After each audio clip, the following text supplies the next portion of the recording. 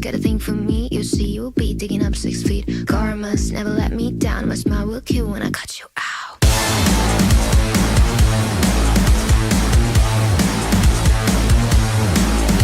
It's karma.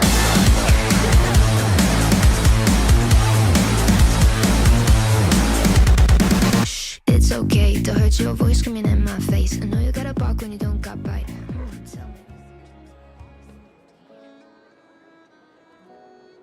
The world remains constant over the centuries, but human life is like the dew at dawn, or a bubble rising through water. Transitory.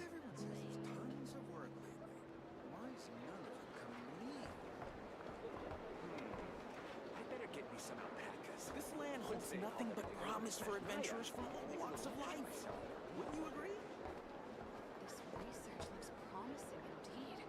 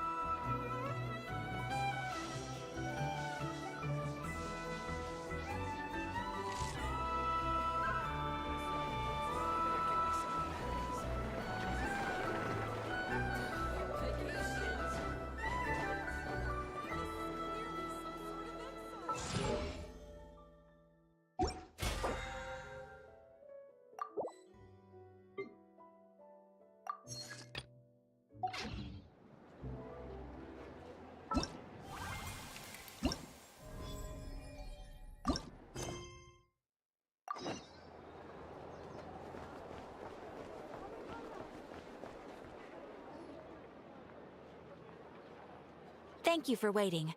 I finished checking your adventurer handbook. Here are your commission rewards. We have no other urgent commissions on the books at present. Thank you for all your hard work lately. Perhaps you two could consider taking a vacation.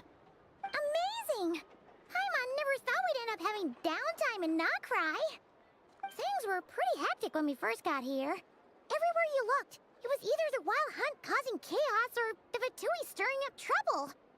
It felt like this whole region was one giant slime in a barrel, ready to go boom at any moment. Sure have. Things were looking pretty dicey, but in the end, we managed to turn it around. Whoa! Paimon just got deja vu! Oh, that's right. It's because we've done this like a million times now. Ah, yes. Are you two aware that the Moon Prayer Night is soon to take place? Oh, yeah! Llama told us that was coming up soon. Wait, why do you mention it, though? Do people in Nasha Town celebrate it, too? Paimon thought it was just for Moon Goddess worshippers. You're partially right. Most people in Nasha Town just see the festival as an opportunity to do business.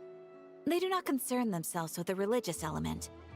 The festival was first celebrated by the Frost Moon Scions. On this day, they would wear moon prayer blossoms and celebrate the birth of the moon goddess through song and dance. They would also prepare food and handicrafts and give them as gifts to others. Over time, it became Nodcry's most lively festival. Oh, sounds like fun!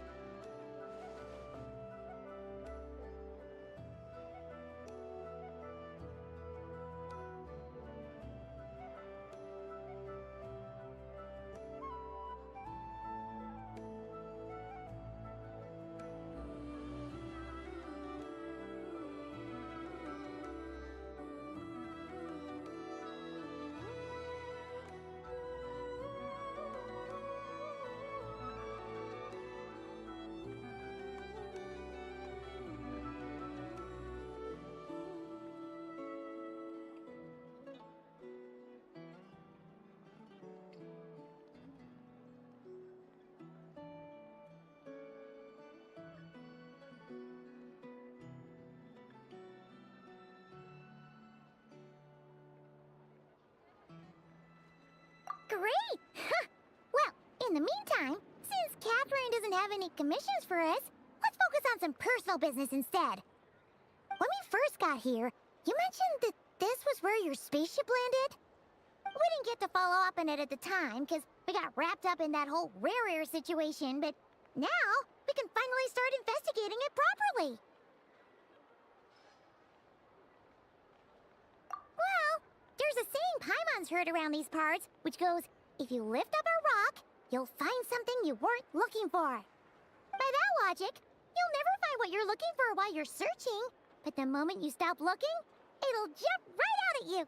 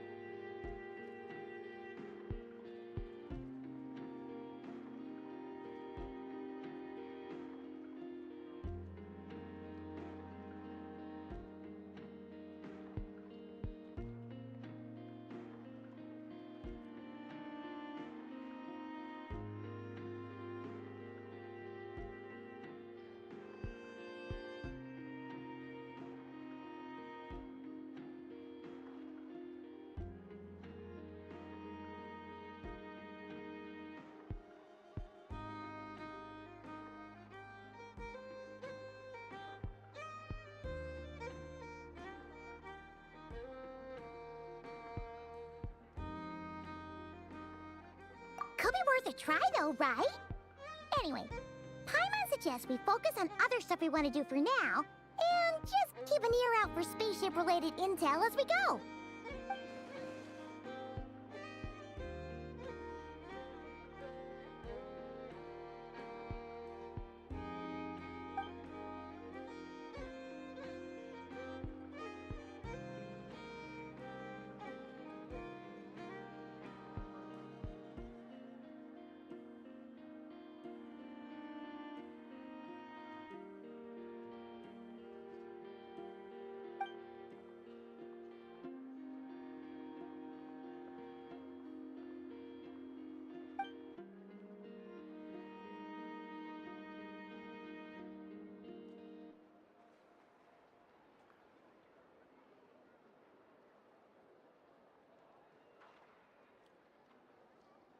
What's wrong? She looks super serious all of a sudden. gets why you'd be concerned about Columbina, but what does the doctor have to do with anything? Oh, that's true. And now that you mention it, we're definitely overdue for a showdown with the Fatui. It is weird that he hasn't shown himself this whole time. What could he be up to?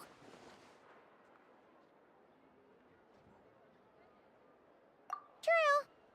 Paimon would much rather deal with Marionette anyway. She says the meanest things, but when it comes down to it, she doesn't seem like a bad person. Maybe it's the pressure of being a Fatuse? Especially as a Harbinger.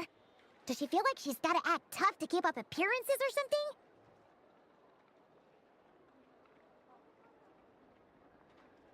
But then, every time we headed out with Rarier, she always wound up having to repair Polonia and her other robots. That's gotta sting. Losing face always hurts more for people who care a lot about their image. She's probably still furious about it. What?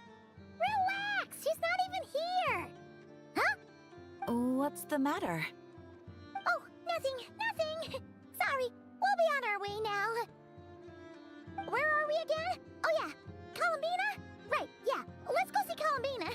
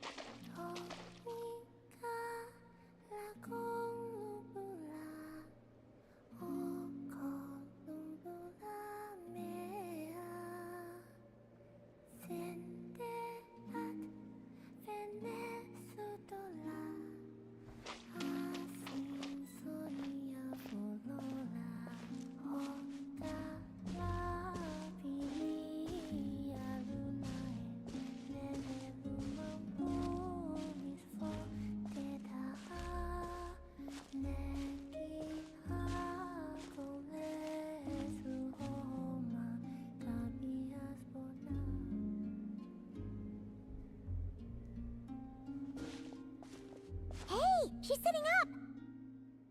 Is me sitting here a rare sign? No, we just thought you'd be resting. Perhaps I would have been, were it not for the sudden arrival of some unexpected guests. Not that I consider it a disturbance. After all, you are the only ones who are free to enter. Would it not be a little unfriendly of me to lie down while we speak?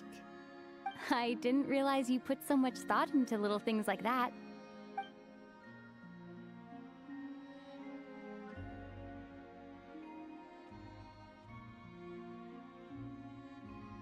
Only sometimes. There have been moments lately where I think about you and your companions. They are warm, mysterious, and cozy memories. Very few of my past memories are anything like that. They say that travelers return home bearing bags full of souvenirs. Return home? So, you're still planning on returning to the moon? Yes. This planet continues to reject me, reminding me that I do not belong here. If I remain in Teyvat, there will come a day that I disintegrate. And I don't mean reduced to dust, or turned into food for the flowers. I mean, I will cease to exist entirely. Alright then. Well, we're sure gonna miss you. But it sounds like we'll have to say goodbye. How do you intend to return? The moon prayer night is soon to arrive. On that day, the moon will be closest to Teyvat. The Kuvaki in this land will reach its peak at that time. I merely need to grasp the tide, and with relatively little effort. Oh, Paimon gets it! It'll work like a slingshot! You make it sound like she's gonna get blasted up to the moon.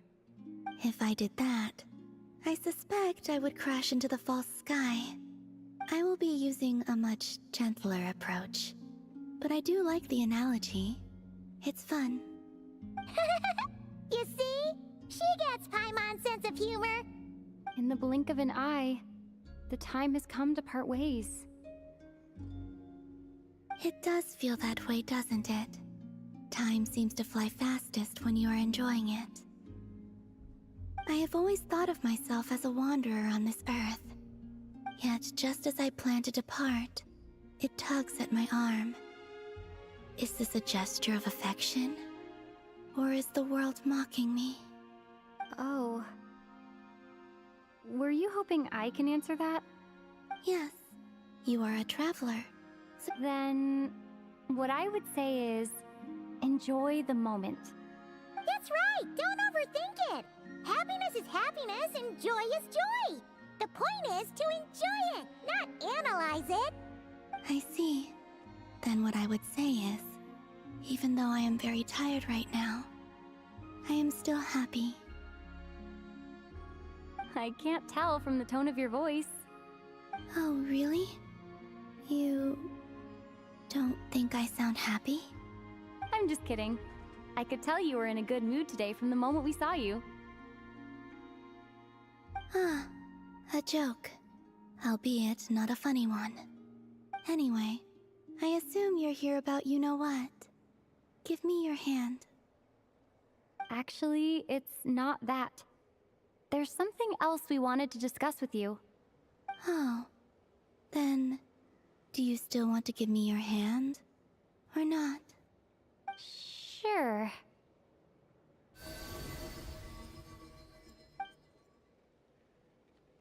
Thank you. So, I've heard that in the Moon Prayer Nights of the past, people here would hold celebrations in the Moon Goddess's honor. Since you helped so much in our fight against the Reihir of Solnari, I think you deserve a farewell party before you return home. I haven't asked everyone else for their opinions on this yet, but I'd like to invite you to join the upcoming Moon Prayer Night. I've never joined a Moon Prayer Night before. I'm not sure what I would even do. Oh, don't worry about that! We take care of everything! All you need to do is show up. Of course, there's no need to force it if you're not feeling strong enough. It's just, this kind of felt like a golden opportunity. But they call me Kutar, and the Fatui have an arrest warrant out for me. I shouldn't appear in public right now.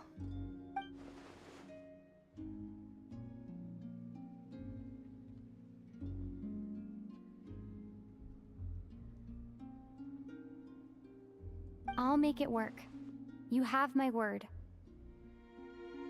Yeah, we got your back! Well, she does. Paimon's actually not too sure what she's planning. All right, if you're sure. I will not refuse your invitation.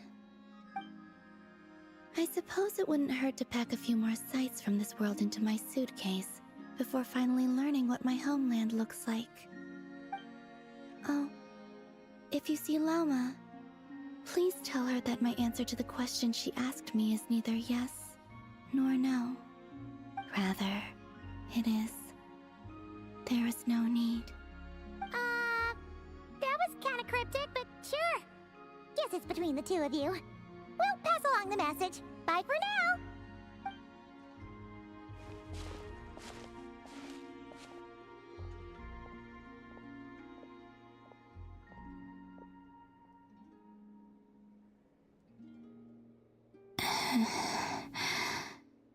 And also, I do not know.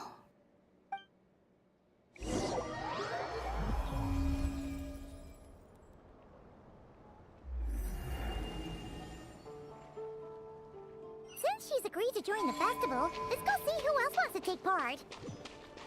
Lauma's gotta be the person most familiar with the Moon Prayer Night. We should start with her.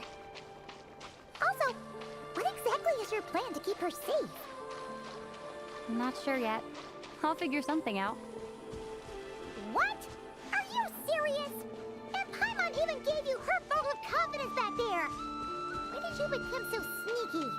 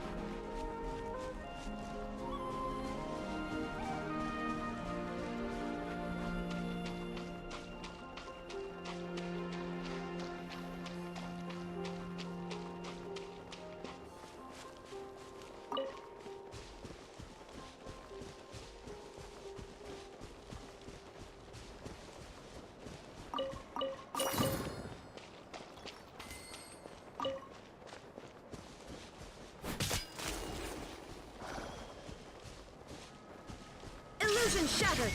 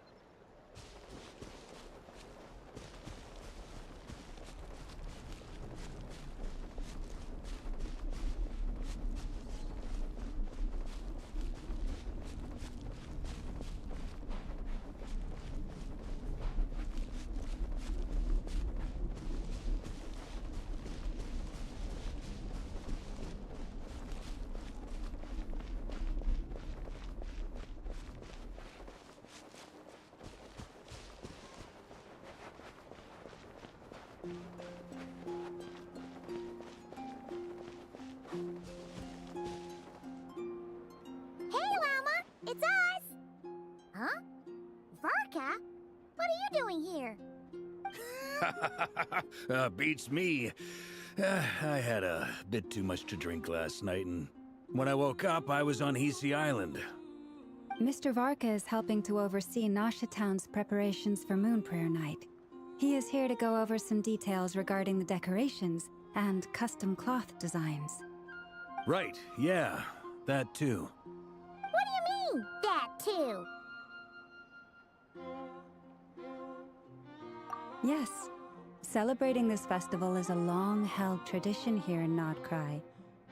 On this day, the crescent moon at the top branches of the verdant crest turns into a full moon, and the moon prayer blossoms bloom with a special radiance. Our people take these to be blessed omens. It's an especially welcome event coming off the back of all that nasty business with Rare. Everyone got put through the ringer recently, and now they're looking to turn their fortunes around. The big shots in town all agree that a big, lively celebration is just what we need to rebuild people's faith in this place. No wonder Catherine said the people weren't so bothered about the religious element. That's right. It's become more of a local custom by this point. The celebrations have little to do with whether the religious stories behind this event are true or not. Even the Frost Moon Scions are eagerly awaiting the coming of Moon Prayer Night, despite now knowing that their past beliefs were founded on a falsehood. That's fair. It's a bit like the lantern ride in Liyue. It's a chance for people to enjoy themselves, not debate the existence of the Adepti. Oh, one other thing. We just went to see Columbina. We went ahead and invited her to take part in the festival this time. Hope it's okay. Wait, so... you mean she agreed to it? Huh. That's quite a surprise. Then I suppose that she intends to return to the moon on that day. Oh, yeah.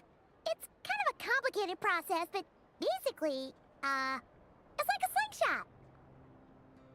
I understand. In truth, I had a feeling that she might make such a decision. Well, if Kuthar has decided to participate in the festival, we should prepare accordingly. Yeah, exactly. She was saying how it could be risky for her to show her face in public. We were wondering if there was any way we could hide her. Unfortunately, the people who carved the statues did an excellent job of capturing her likeness. It will be very challenging to hide a goddess whose face everyone is so familiar with. Darn! We may have bitten off more than we can chew here. Nah, don't sweat the small stuff. We can handle that. Huh? Are you saying you have a plan? Not as such, no, but the most important thing with a festival is to keep the mood light and your spirits up. You can't go preparing for a festival with those long faces. You'll never convince anyone to enjoy themselves. The Mondstatter spirit is strong with this one. As it happens, I agree with Mr. Varka. Let's start by making our appreciation for Kuthar the beating heart of the festive atmosphere. And who knows? Once we get the ball rolling, perhaps everything will just fall into place. Hey! Did you catch that? Llama said the thing! Or close enough at least. I'm looking forward to the Moon Prayer Night already. We have a festival in Mondstadt called Windbloom, and you can always tell which couples are celebrating it for their first time by the smiles on their faces. Big, beaming smiles like their whole face is glowing. And I have a feeling we'll get to see that same smile on the Moon Goddess's face at this festival. Not quite the same, surely. Anyway, I'll take care of business in the city, but I'll have to leave the decor up to you and the Frost Moon Scions. No one else can capture that traditional aesthetic quite like you guys. But lastly, there's the final key element that brings the festival to life. Companionship. Before you leave, let me show you something that we've been preparing. Mr. Varka had asked to see it already, so you may as well tag along. Also, I have some further questions about Kuthar's decision.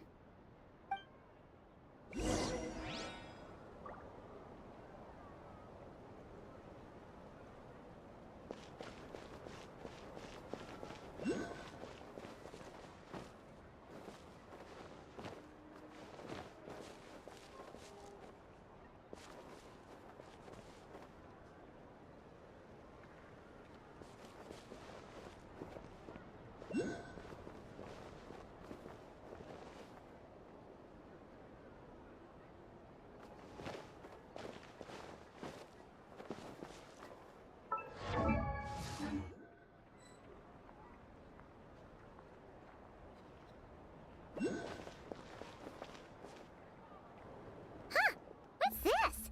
They sure look like they're having fun. I believe so.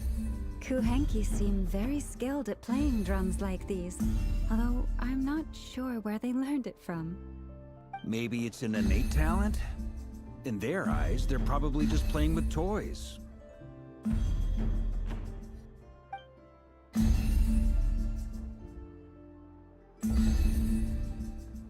Wanatar! You want to play too? Yeah. She looks more confused than anything. Maybe we can teach her next time if we get the chance.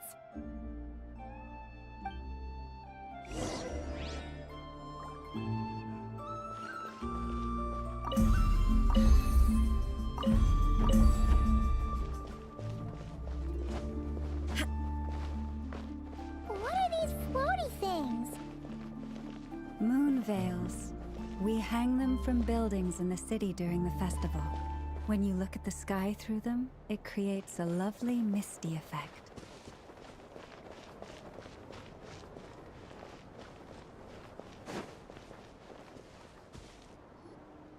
Everyone seems hard at work. They are preparing items for Moon Prayer Night. For instance, the sculpture being made over here, Mr. Varka and I were just finalizing the details of where it will be placed. Ah, there she is. I didn't know the finished article would be so large. Not to worry, though. All the necessary arrangements have been made. Just let me know once it's ready, and I'll get some people to ship it over. You have my thanks. And over here, we are preparing a very traditional confection. Oh, look at all these colors! It looks great! Can Paimon try one? Of course. I have a feeling you'll like it a lot. You bet! Sweets and treats are Paimon's favorite! If you included those in the Feast of the Moon, I bet Paimon would have joined the Frost Moon Scions by now. There will also be verdant crests like this present in Nasha Town during the festival.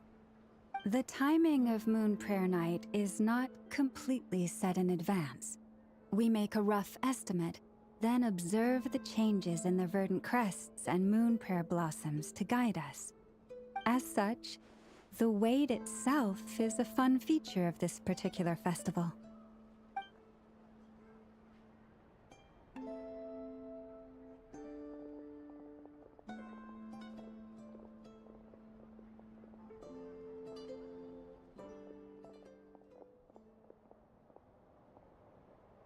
Let's talk here. To tell the truth, I am very surprised to hear that Kutar is willing to participate in the festival. I once asked her if she'd be willing to stay with the Frost Moon Scions. I could introduce her to everyone, and we could be a family to one another. She did not answer, but she has not appeared here since. I took this to mean her answer was no, but if that were the case, she would not have accepted this invitation.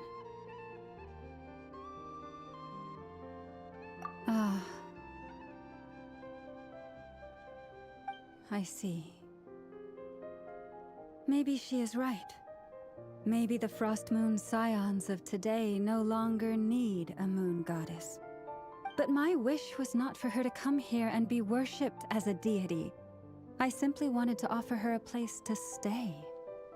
I'm sure she believes that showing herself here might invite Fatui intervention, and as such, she does not wish to cause us trouble.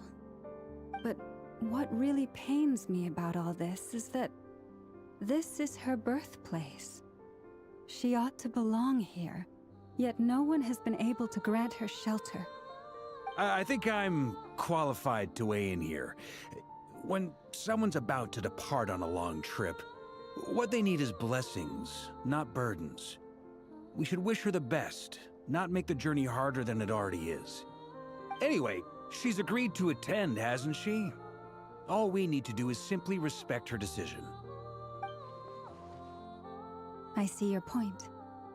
Yes, she will soon depart after all. Our job is to leave her with some happy memories. Besides, who's to say her journey to the moon is a one-way trip? It's not like she can't come back and visit if she wants, right? Paimon agrees wholeheartedly. Festivals are all about having fun, so let's keep it simple. All right, I'm gonna head back to Nasha Town soon. Want to come with? I'm guessing you have some other folks to visit there.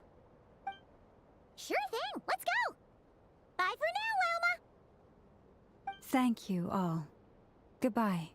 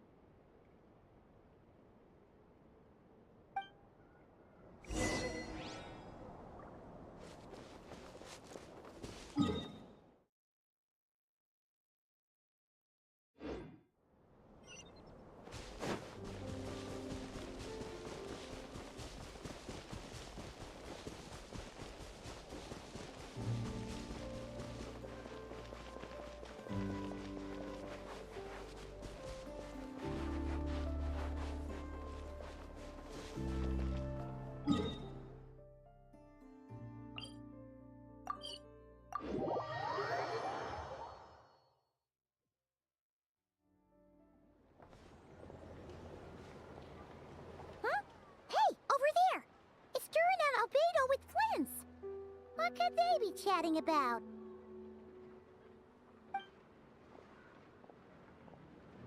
Your guess is as good as mine. Ah, Grand Master, and the Traveler in Paimon. Hello there. It's been a while. Perfect. We have some new volunteers for our investigation.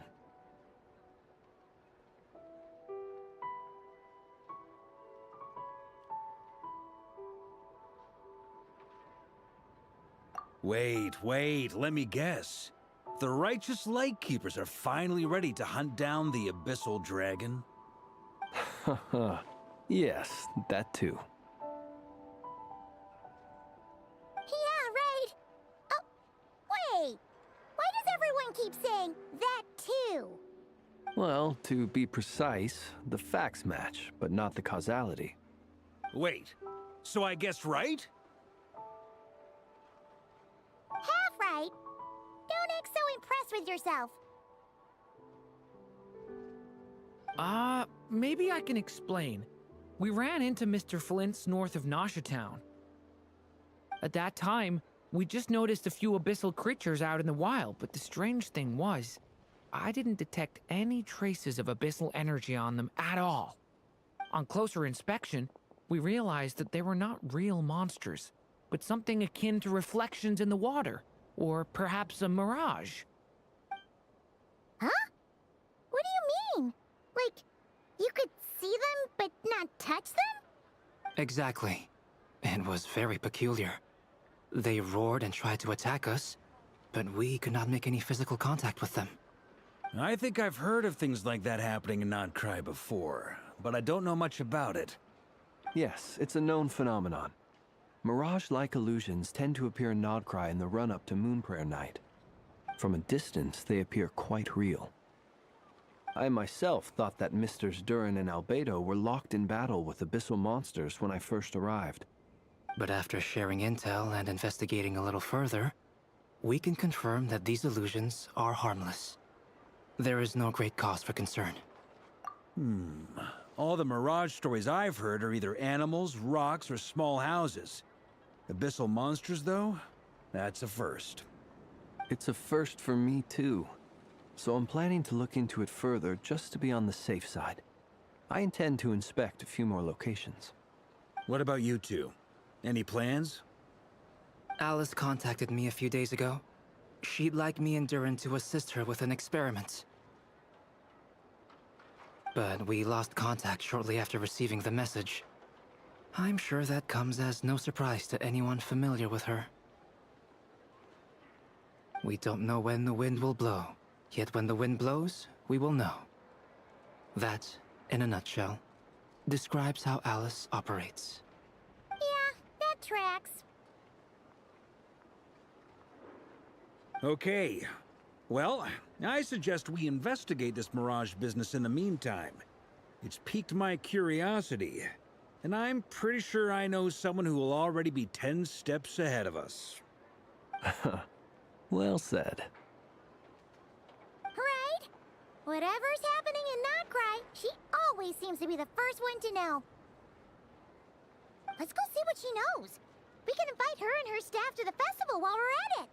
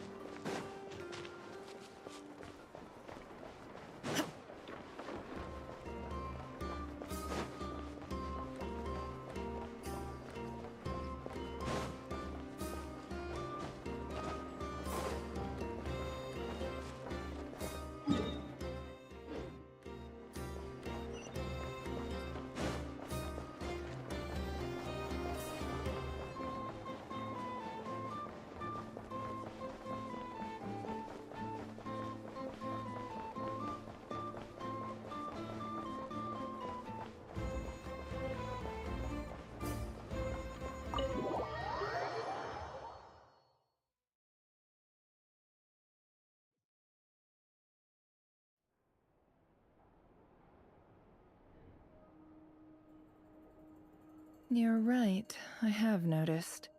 There's certainly something a little fishy about this situation. Only a little, though.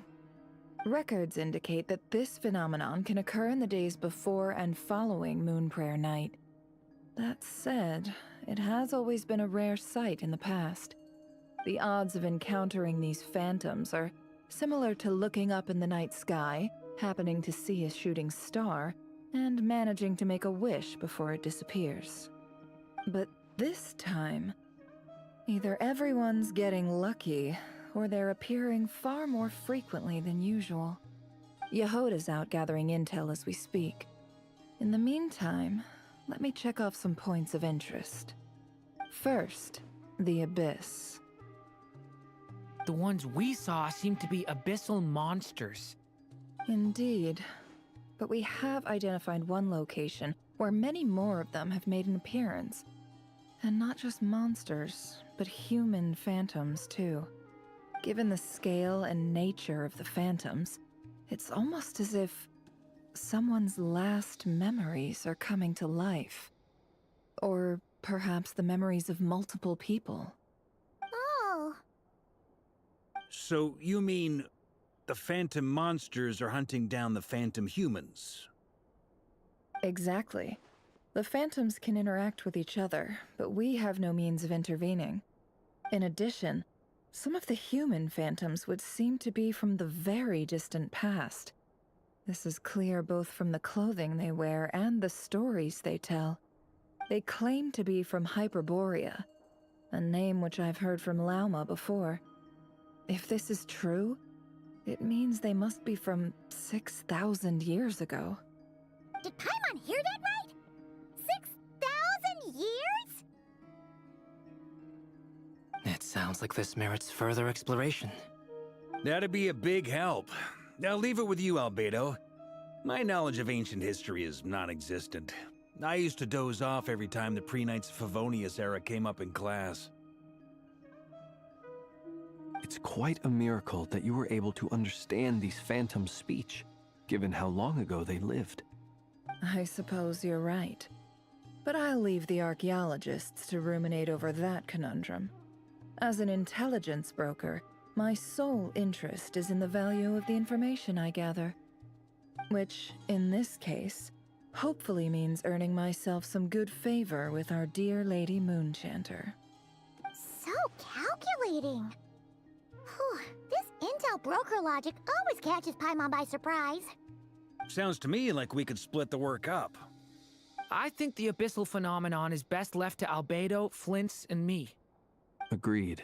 It coincides with my duty as a lightkeeper. For my part, I'd like to understand the abyss better. Even a little knowledge would go a long way. This is certainly a rare opportunity to study the abyss. But even rarer, perhaps, is the chance to make contact with the ancients. The Curatorium will take the lead on investigating the Hyperboreans. We put in the work to learn what we know so far. It seems only fair that we get some quantity of exclusive intel. That just leaves our trusty team of 2 unassigned.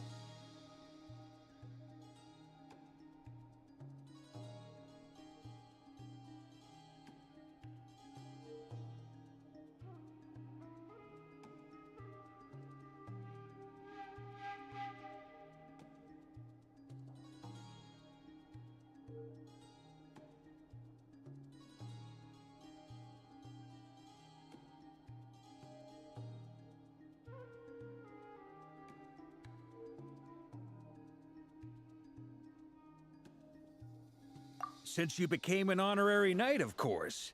This was part of my grand plan all along. Ha ha ha! Oh yeah! By the way, we managed to convince Columbina to come to the Moon Prayer Night celebrations. Would you and Yehoda like to join too? She agreed to that? Huh. Quite an achievement. Never underestimate the traveler, I guess. I'd be happy to join. No point shutting myself inside when the streets are all decked out. I doubt any clients will be visiting during the festival in any case. And Yehoda loves a party, so I'm sure she'll jump at the opportunity. No.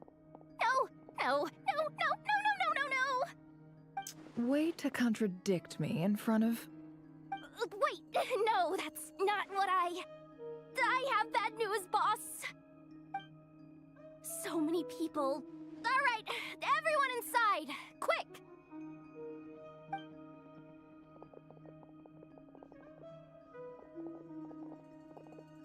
This is gonna sound crazy, but hear me out.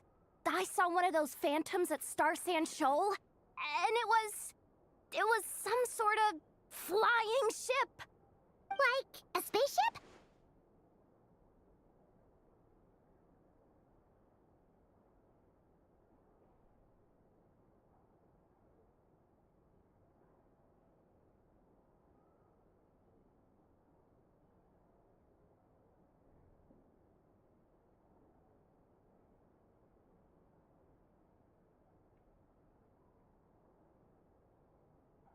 That's gotta be the one you came to Tibet in! You said you saw the same thing through the moon marrow, right? Huh? You already know about it? Ugh, I thought I was gonna blow people's minds. Turns out I'm the last to find out. Wait. Back up. You came... Yep, exactly. Huge discovery. You're the best, second best intel broker in the world. After your boss, of course. Wow. Really? Well, I don't know if I'm all that, but... I guess that decides where we're heading next. Come on, don't look at me like that. I know the spaceship doesn't have anything to do with me, but you don't want to leave me as the only one twiddling my thumbs, do you? Please? Fair enough. You can tag along. In that case, let's meet back here to discuss our findings once we're done. I wish everyone a productive investigation. You too.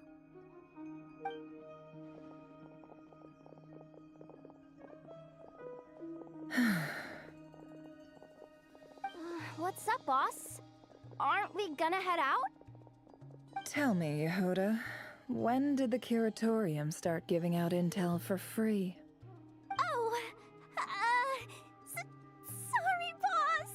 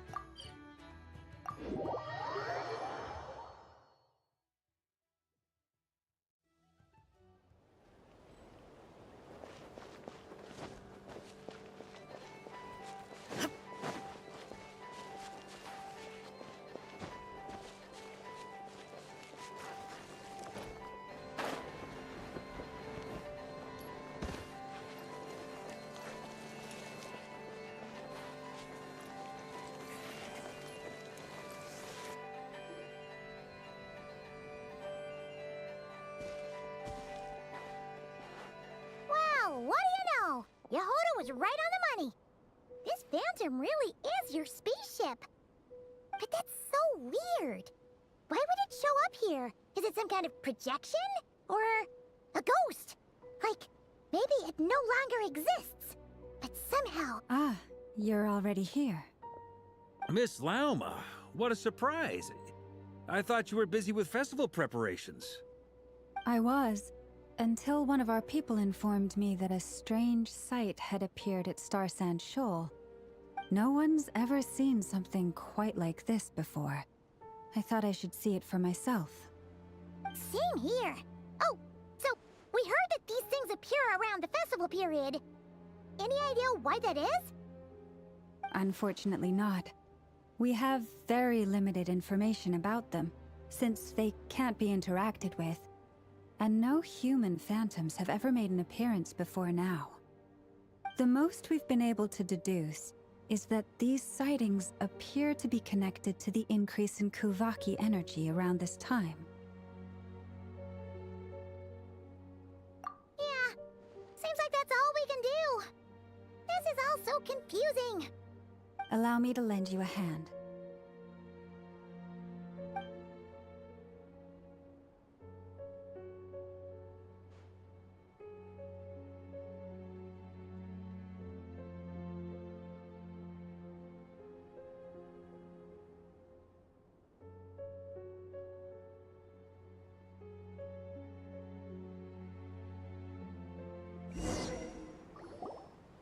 Everyone, our friend here should be able to provide us with some information. Is that a phantom Rhymehorn deer? I've heard about how the Frost Moon Scions live in harmony with the animals and can even communicate with them. That's coming in handy now, for sure. Okay. Yes, I understand. Then how about this?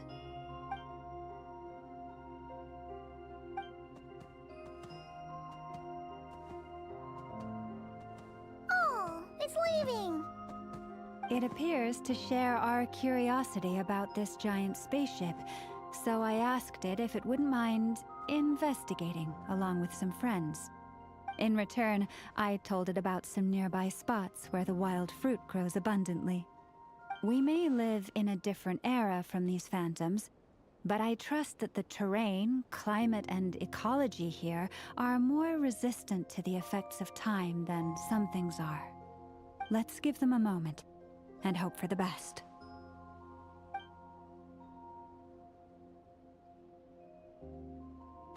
All back together? Must have been a lot of fruit. Indeed. Now let me ask them some questions.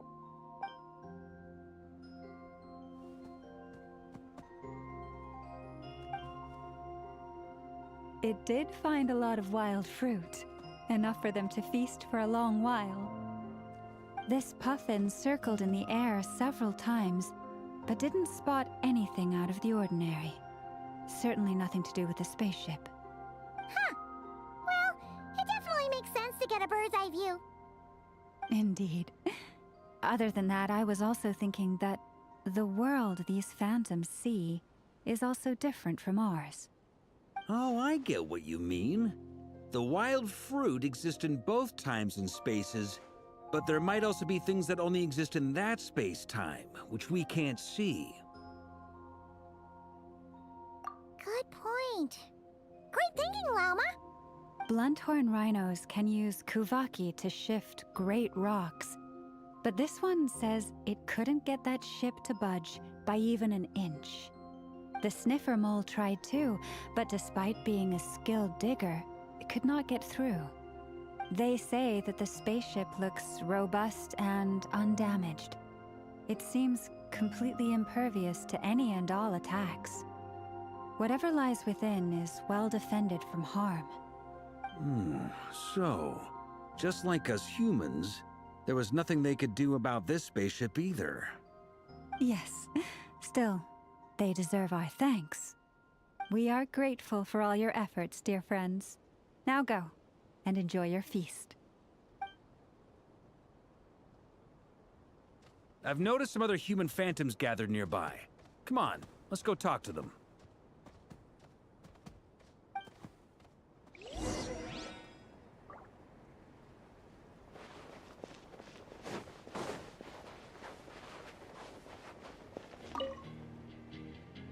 What is this thing? I've never seen it move, and there's no way to get inside. Goodness knows. My grandpa says it's been sitting here at least since his grandpa was still alive. What about his grandpa? Did he say anything to your grandpa's grandpa about it? Huh? I don't know. In all likelihood, it was here back then too. Hard to imagine something this huge could move. Guess that means that as far as they're concerned, this ship's been around a long time.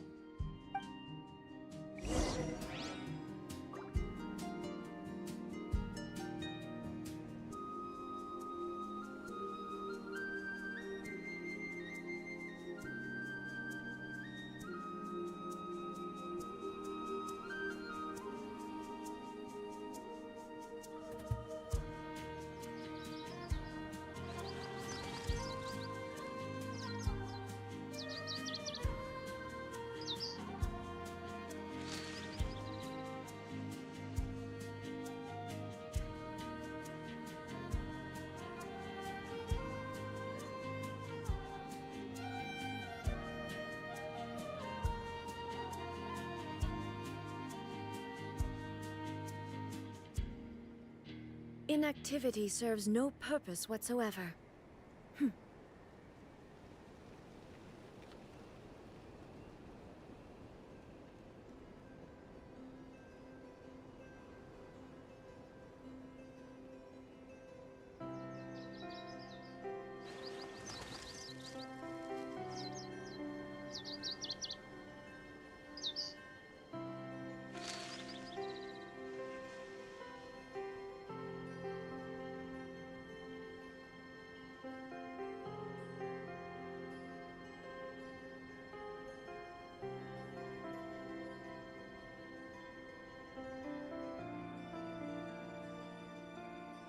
All the world holds dear is but a backdrop of constant motion. I stand before it, alone and unchanging.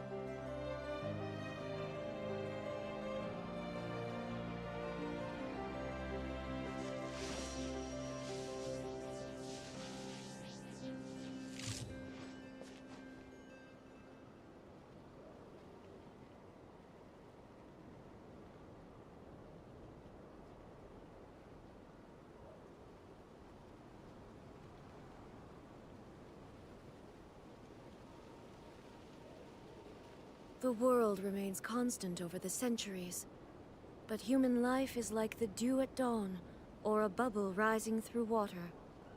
Transitory.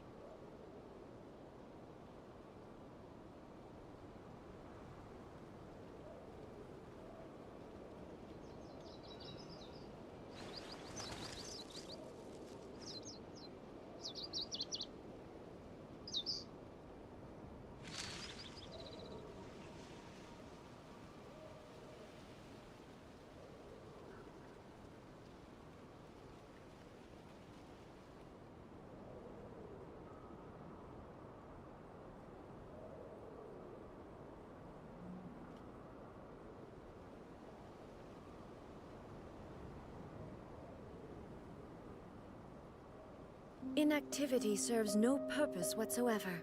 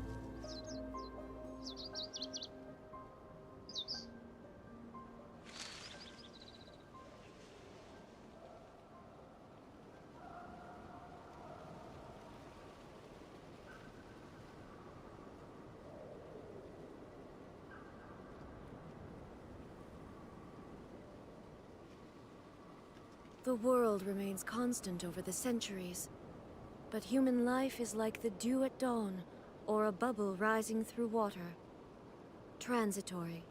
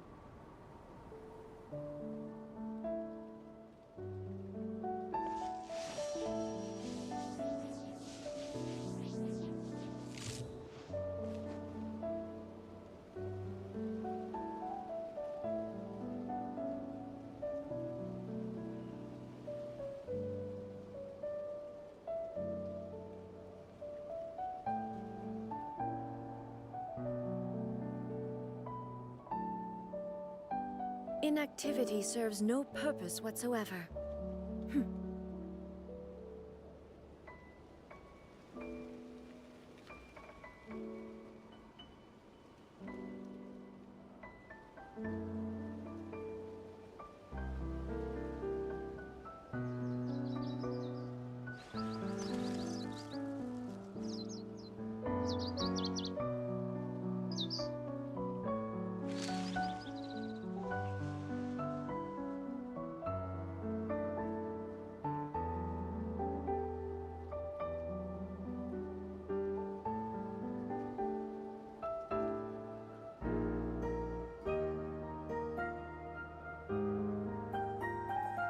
The world remains constant over the centuries, but human life is like the dew at dawn, or a bubble rising through water.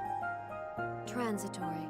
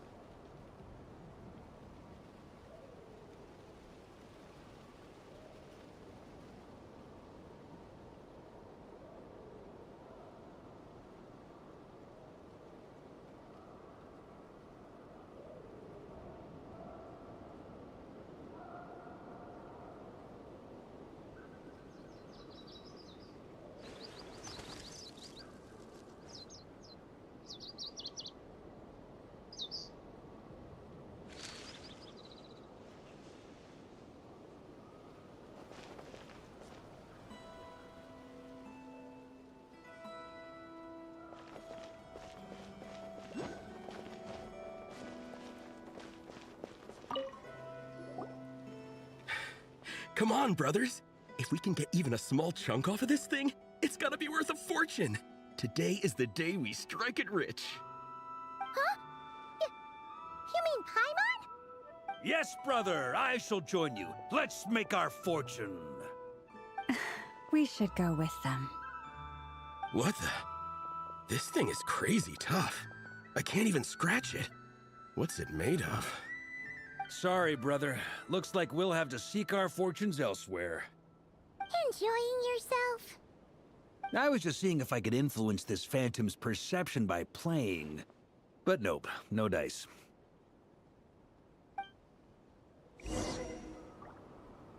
I'm sure we're all starting to build up an idea of what's going on here now that we've spoken to some of the people. These phantoms are reenacting real historical events in Nodcry.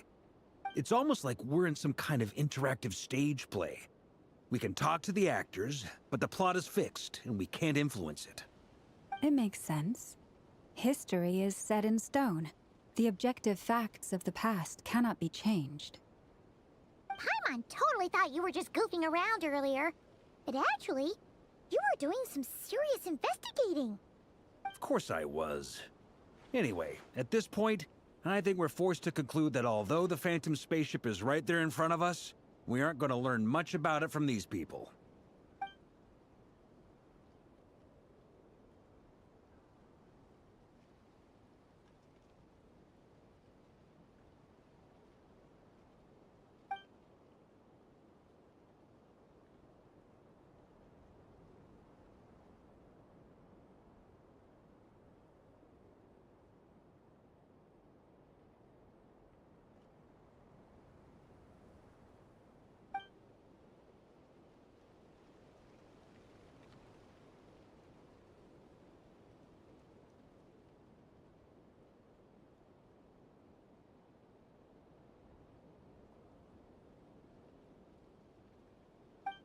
Don't be discouraged. If nothing else, this is proof of the ship's existence. And think about it. So many people tried to hack their way inside, but no one could get the door open. It's made of very tough material. To me, that says that we'll either find the ship itself or the story behind it. It's just a matter of time. Huh. Every now and then, when Varka gets serious, he actually does seem like Grandmaster material for once. I wonder how the others are doing. Let's head back for now. Sounds good. Also, drinks are on me if Team Knights of Favonius is the first to finish. Wait, we have a team name now? Am I in Team Knights of Favonius as well? You're very welcome to join. We've even got a cathedral ready for you. Isn't that technically blasphemy? You wouldn't dare make a joke like that if Barbados was in earshot. Nah, I'm sure Barbados doesn't mind a little harmless blasphemy once in a while.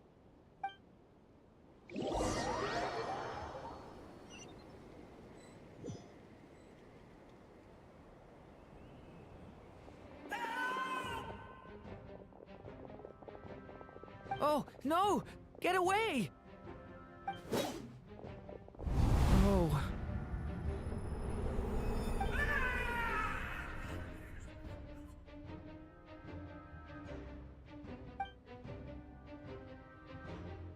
I know it's hard to stomach, Mr. Duran. But as I'm sure you've noticed, there is nothing we can do to intervene in that which unfolds before us.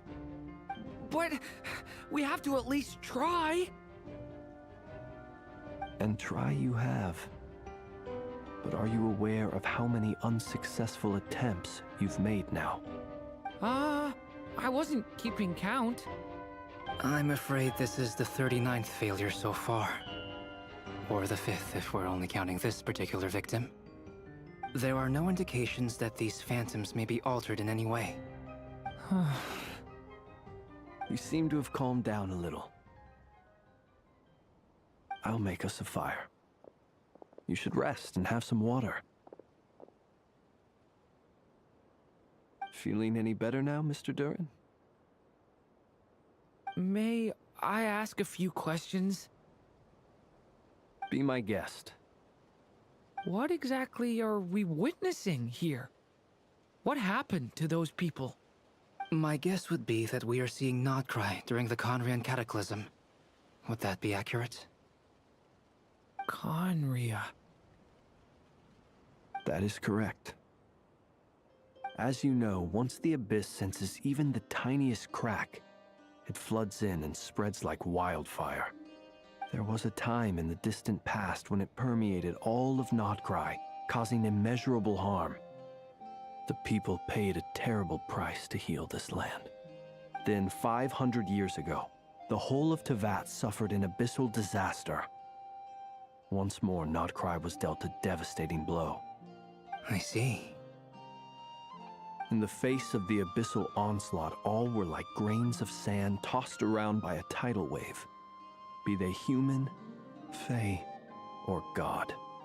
The moment you witnessed is but one drop in a whole ocean of catastrophe. All right. I guess that answers my second question, too. I wanted to know why there's nothing I could do to help them, and that's because what we are seeing is history. That would be my guess as well. As I understand it, history and fate are not all that dissimilar. The latter may be unseen to us, but both are immutable. Yes. Fate was determined long, long ago. I still have a couple of other questions for you, Mr. Flint's. You mentioned more than one abyssal disaster that has struck this land in the past. How can you be sure that what we're seeing is from the Conrian incident? And also, how are you able to stay so calm when you're talking about these events? From everything I know about you, you're not cold or ruthless, and you're not indifferent to the suffering of others. Alas, I am forced to show my age. I must be 600 or 700 years old by human measure. Wait, so you... One is not easily moved by history when one has witnessed the truth firsthand. I'm sorry. You needn't apologize. Your passion is a good thing to have. Treasure it, because someday you may find it in terribly short supply. Now, at the risk of offending you, I have a question in return. Your curiosity toward the abyss, is it born from hatred or because you sense its call? I only ask because I kept a fragment of Rarir's body in my lantern for a short time.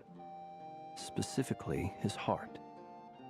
So I know what a burden it can be to carry the abyss with you. And I hear its power growling from somewhere within you. In my eyes, your mere existence is a miracle. My honest answer is... I don't know. I don't think I have the confidence to say for certain. What I will say is the abyss is not the only issue that haunts me. Even before I became who I am today, the question dogged me constantly. Should I even exist at all?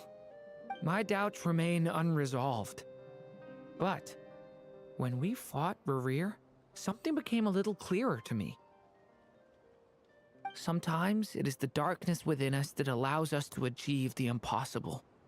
I certainly got the sense from your 39 attempts that you were trying to achieve the impossible. It sounds like you've resolved to see the truth for yourself. Absolutely. In that sense, he and I are quite similar. Then I wish you every success. I look forward to the day of your transcension. Well, if everyone's caught their breath, I suppose we should head back. Oh, and one last thing. I'd appreciate if you kept our discussion about history a secret.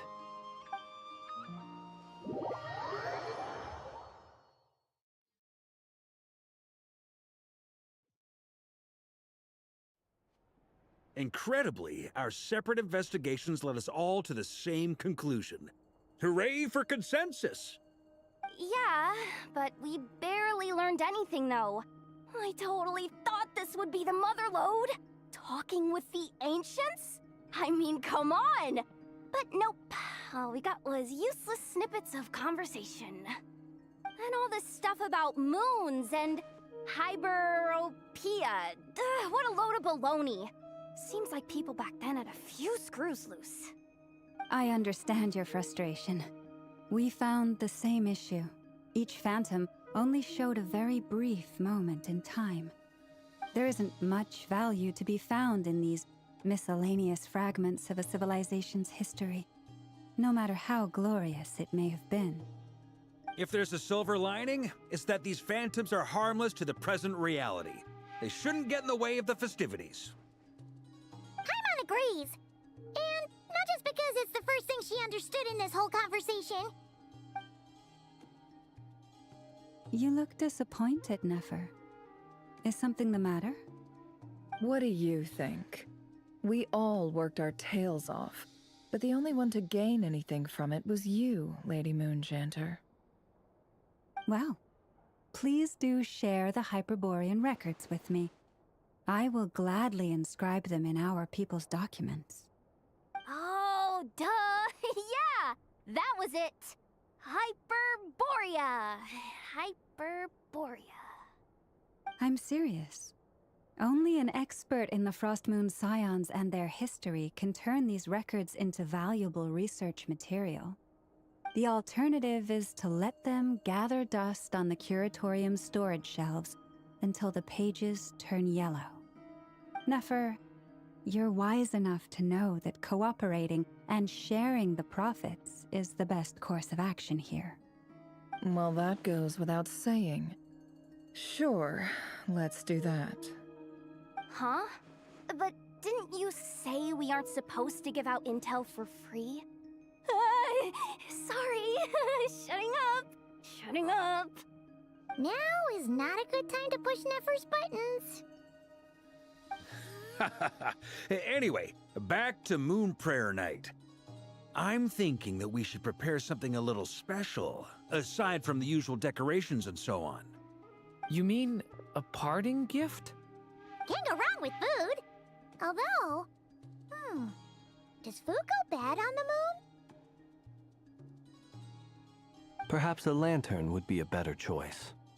It might be dark up there. It could prove difficult to light a lantern on the moon. Magical stones might serve that purpose better. What about a clockwork mecha model from Fontaine? I've got a whole bunch at home. I use them for fighting practice in my free time.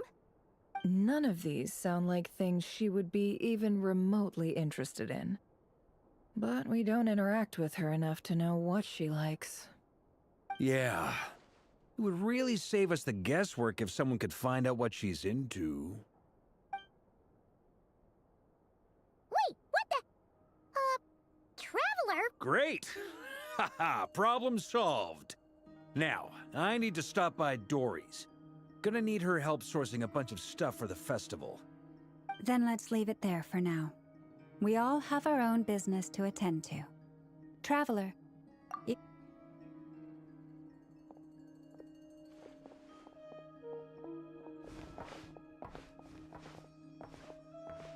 Is something the matter?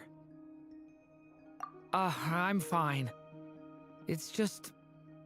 I'm still feeling a little rattled after witnessing the horrors of the Abyss. But it's okay. This is something I have to work through. I'll be all right. Thanks for your concern. Well, don't put too much pressure on yourself. Come on. Stop treating me like a kid.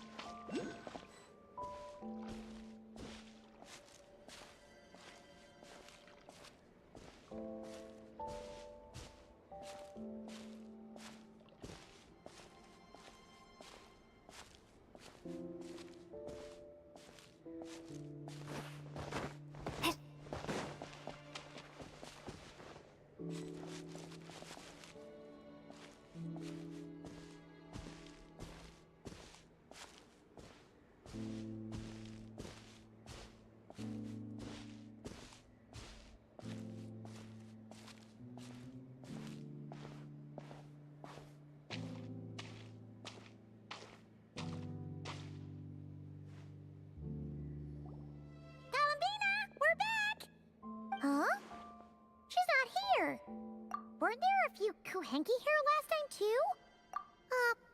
Walkies? For Kuhenki? You're not pets, you know. Oh, well. Looks like we just came at a bad time. Let's try again tomorrow. There's still a few days until Moon Prayer Night, so we're in no rush. Besides, she needs time to rest anyway.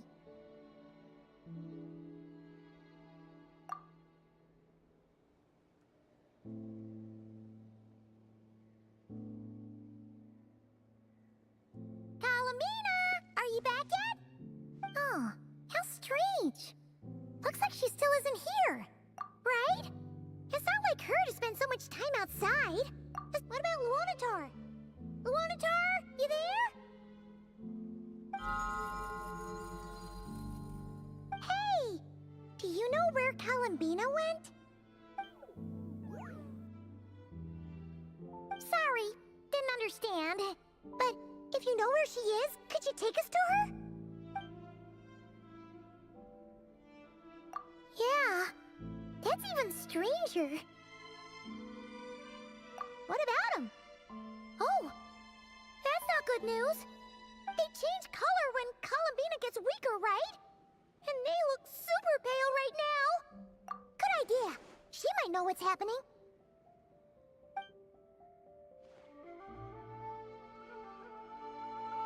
Mama! Ah, it's you. How is Kutar? No, she hasn't. I came here to check on her after I noticed the flowers had changed color. Based on past precedent, she must be very weak right now. Even getting up to walk would be a struggle. It seems unlikely that she wandered off outside. Not to mention that she doesn't do that at the best of times either.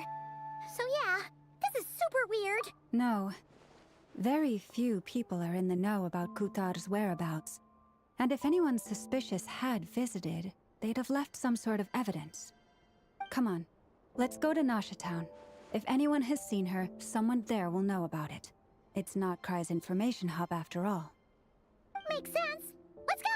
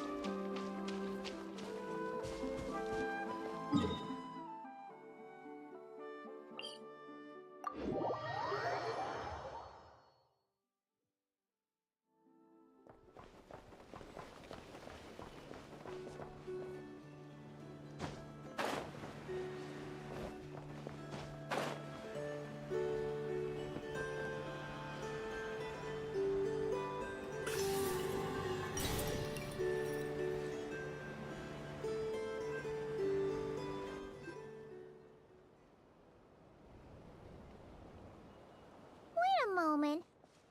Is it just Paimon, or is this stall kind of suspicious? It's never been here before, right? No, I don't recognize it. Alas, your free and easy adventure time is over. Now, prepare to face the final boss of Nod Cry. Whoa! Where'd that voice come from? Not sure, but it's definitely hostile. No, not that way. The final boss is right here. The sniffer mole? That's the final boss? Surely not. Okay, the jig is up. I'll stop teasing you. Turn around. I'm right behind you. It seems I've managed to leave quite an indelible impression, even though you've never seen my face.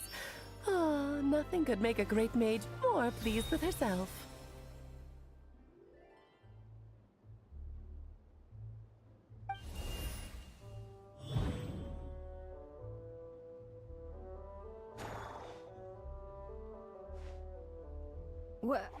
What is going on? I've heard that all the big shots in Tevat have long, wordy titles that stun people speechless when they make their entrance. Unfortunately, none of them are affiliated with the Hexenzirkel, and we ourselves keep a very low profile. The notorious name-dropping doesn't quite work for us. Still, I, for one, think I'm really quite amazing. So that didn't stop me from coming up with a title anyway. Alice! It's really you this time? Not a lantern or a Dodoko, but Alice in the flesh? Oh, that's right. So, what do you think? How does it feel to finally meet me? You look like... Oh, that's the first thing you thought. A little surprising, but that actually makes me very happy. Because that means that when Klee grows up, she'll be just as stunningly beautiful as her mother. So she's a friend of yours? Kind of. This is actually the first time we've seen her in person. I see.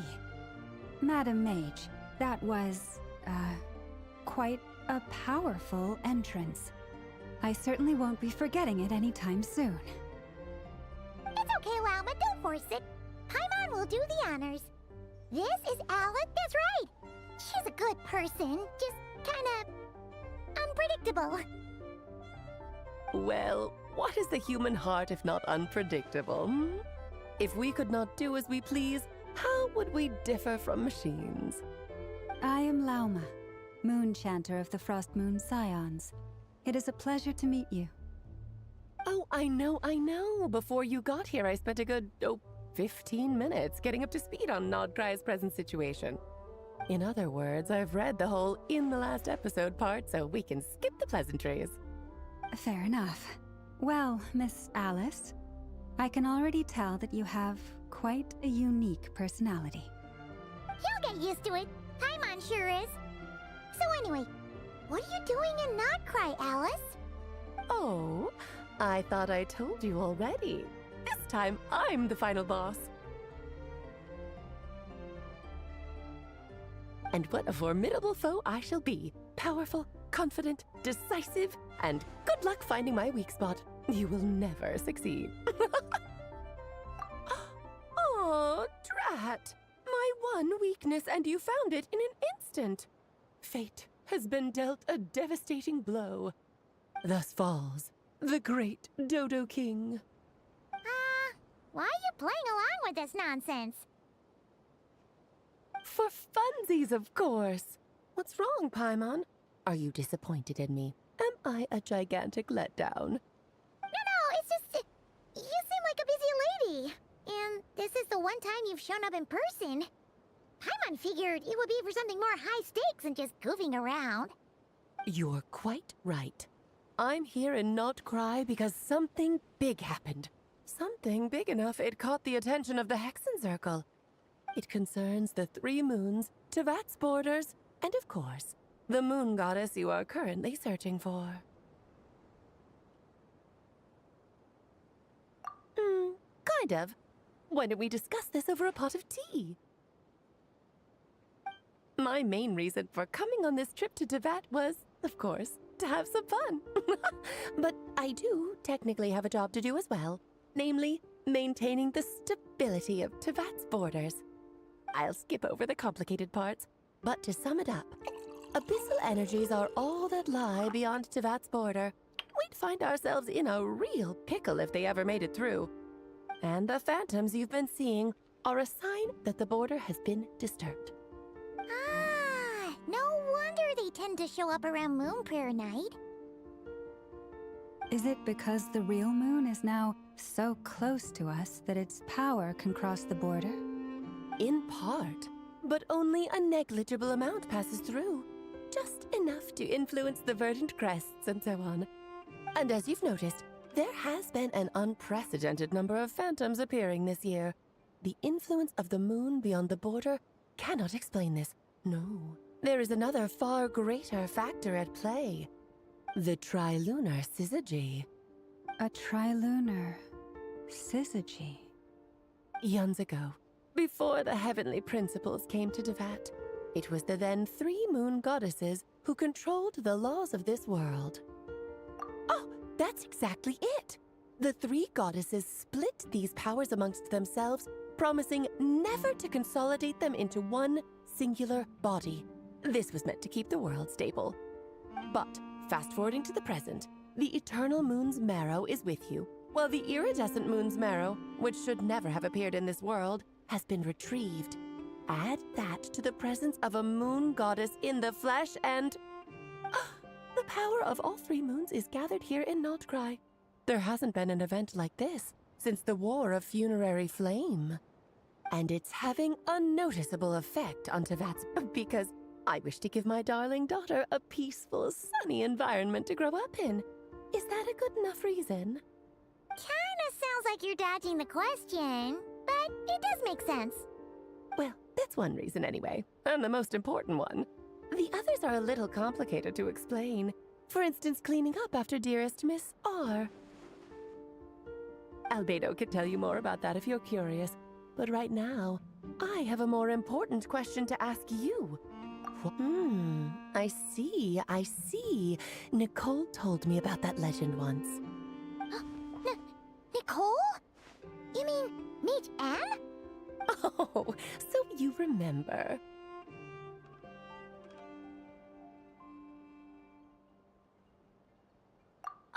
Yes, of course. That was a story about fate, her area of expertise. But back to the story of our dear moon goddess. I'm afraid her intended method of returning to the moon is unlikely to work anymore. What does that mean? She may be missing, but she hasn't gone anywhere. She has disappeared.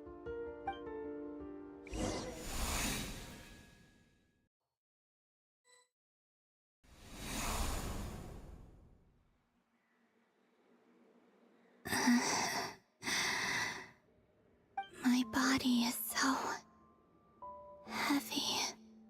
Wait, no. It's my mind that's heavy. My arms and legs are as light as a feather. What's happening to me? I feel drowsy, like I've been asleep for too long. Is it daytime or nighttime? Is the moon out? I think I'll go for a walk.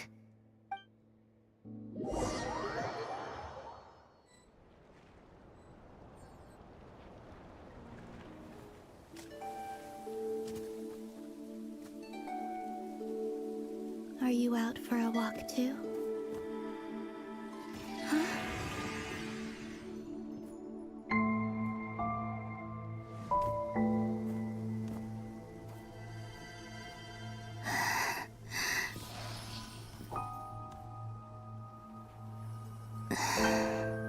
The day has come at last.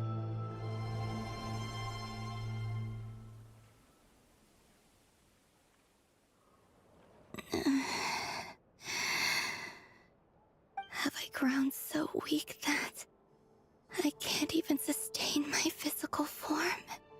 But Moon Prayer Night is nearly here. I was so close to returning home. Death is near. Is this how it ends for me? Will I return to the moon after I disappear? Or... I don't want it to end like this. So far, at least, I still exist. Even if not physically, I can still feel. But as my power wanes, I'm sure that too will fade. I suppose I might take one final look at this world.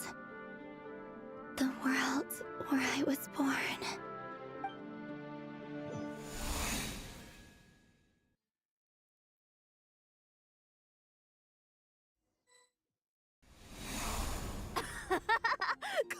Come on! Wait for me! The Frost Moon Enclave. Shit has changed since I was born. These decorations, they're so heavy.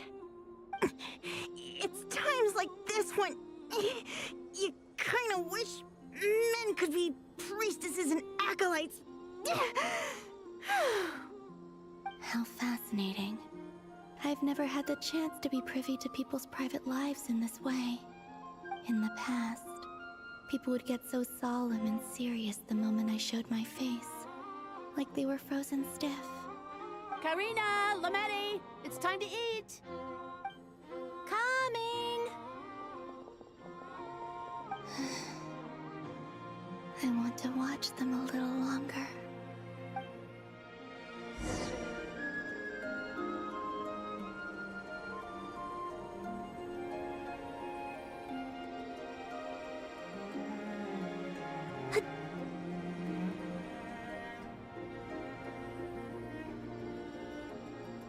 So just fill these balloons with air, right? Yep. Try a couple now to test things out. The rest can wait till Moon Prayer Night. Think fast. Rita! Teasing an acolyte of the Frost Moon Scions? Surely that's a punishable offense.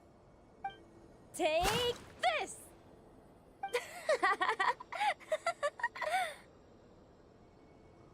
Huh? Alright, enough horsing around. Lady Lauma gave us a task. We should get back to it. The task is just to check that the balloons don't leak, right? Doesn't matter if we fill them with air or water. Yeah. Okay, you got me there. And you got me there. But still, we can't use all the balloons before the festival even starts. We won't use all of them. And as long as Lady Lauma's trusted acolyte doesn't snitch, this can stay as a little secret between friends. A couple more can't do any harm, right? Oh, you menace.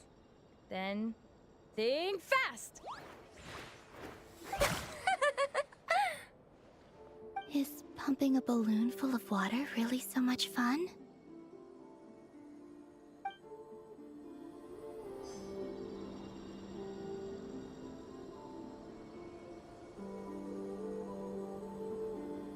Yep.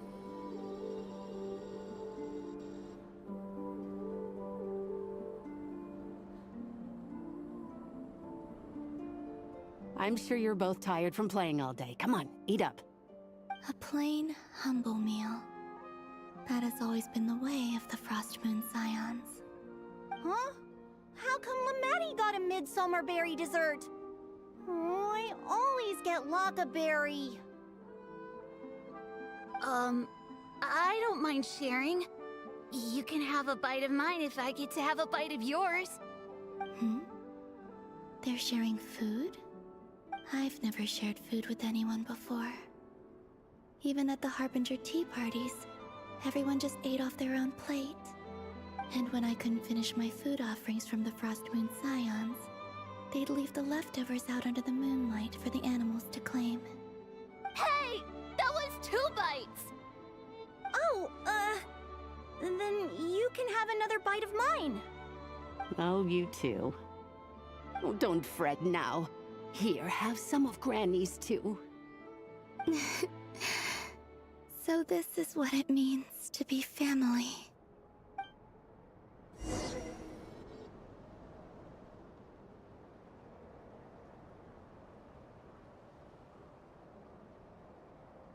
I'm seeing so much that I'd never usually get to see.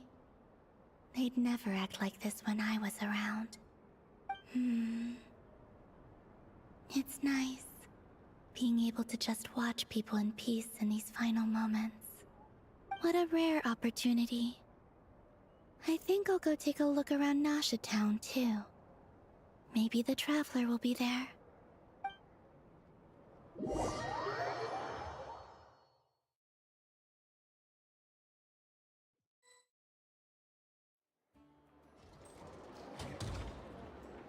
After the War of Funerary Flame, the Moon Goddesses were no longer recognized by Tevat. they lost the whole foundation for their existence. That's why the Moon Goddess's strength is fading. She cannot withstand the world's rejection of her. To be more pedantic about it, the Moon Goddesses did something to offend the heavenly principles, and that's why they were ousted. Something of a recurring theme in Tevat's history.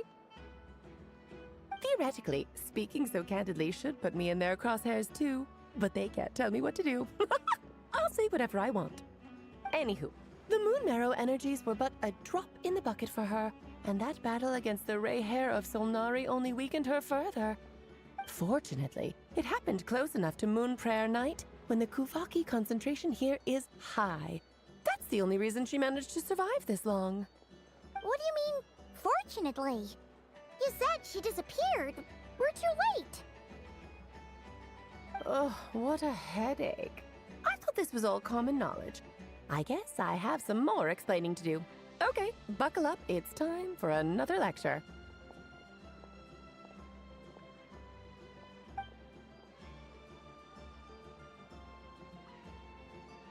Now, I said earlier that the Moon Goddesses lost the foundation for their existence.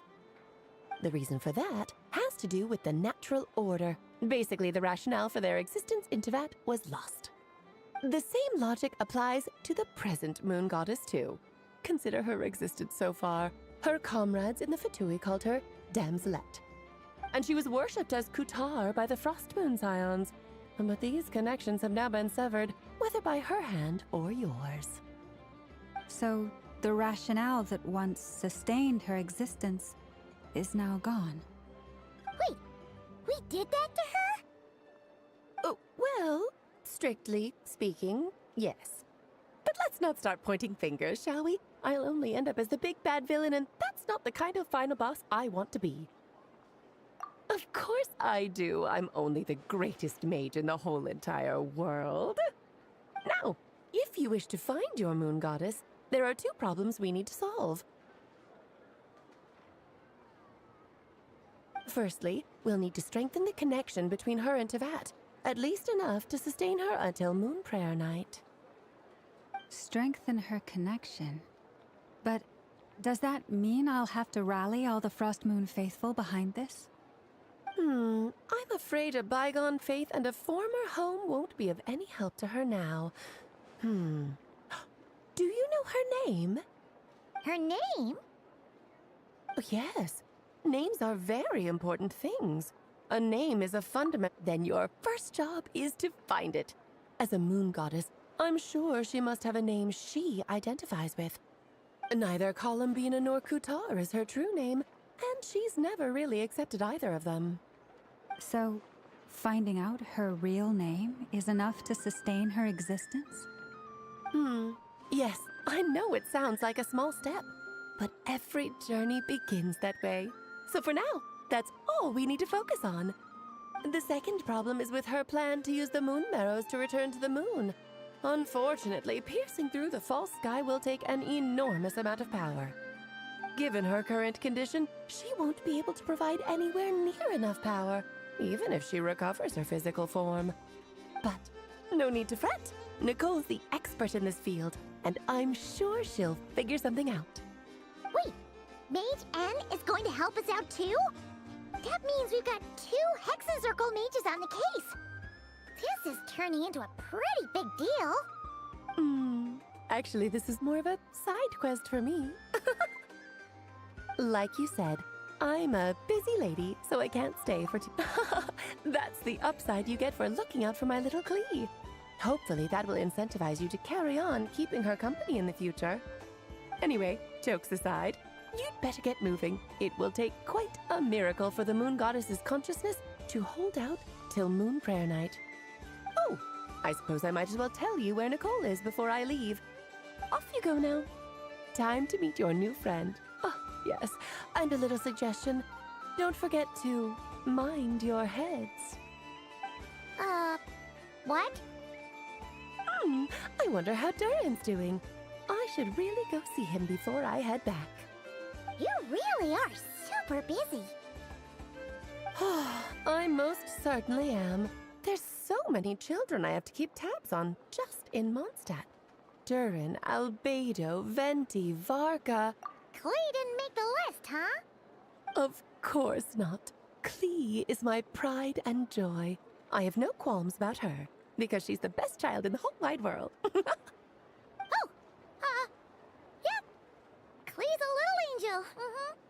I'm glad you agree. Well, all the best. See you when I see you.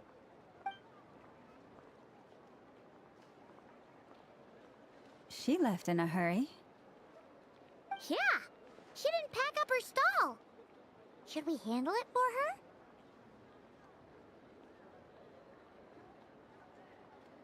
I must say, I'm now very curious about her daughter.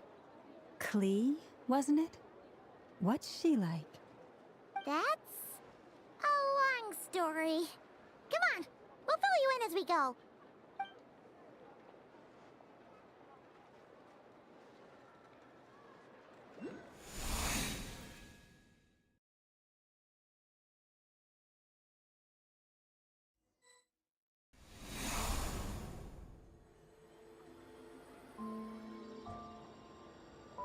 What a lively place.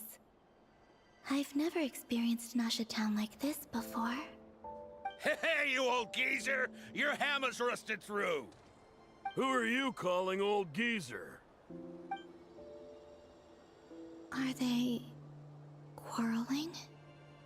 I'm looking right at him! You've really gone downhill since giving your daughter free rein in the workshop. Can you even swing a hammer anymore? It shouldn't take you days just to fix a single chair! You might as well use that hammer to massage my back for all the good it's doing. Don't run your mouth, or you'll get a back massage that'll put you in bed for the rest of your life. Look, the materials haven't arrived yet, all right? You know how busy it gets in the days before Moon Prayer Night. I'll bet you send all the materials to your little princess. Blood's always thicker than water, huh? All right, you've made your point, Uncle Koski. As soon as the materials arrive, fixing your chair will be the #1 priority. And Dad, if you've got time to chat, why don't you lend me a hand, See? Lolka knows what the score is. I guess they're friends. But the way they spoke to each other was so ugly. Then again, it wouldn't be the first time I've seen something like this. Columbina! Sing outside my door in the middle of the night one more time, and I'll unscrew your vocal cords. You hear me? Oh, Zandrone. So that was her way of trying to be friends with me. What a pity. I won't get the chance to say any ugly things in reply.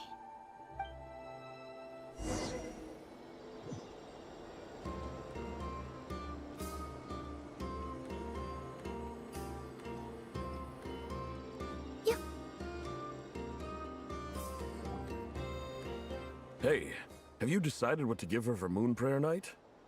I sure have. She's gonna get the surprise of her life when she's least expecting it. Then I'll whip out the ring and pop the question. The surprise of her life. What a fun turn of phrase. Cool, I get the picture. You can spare me the gushy details. Ooh, looks like we have a customer. Hello there, ma'am. Would you like some Moon Prayer Night candy? Huh? Is he talking to me? Can he see me? Here you go.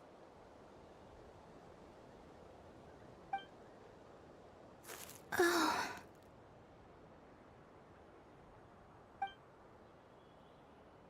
Come back anytime.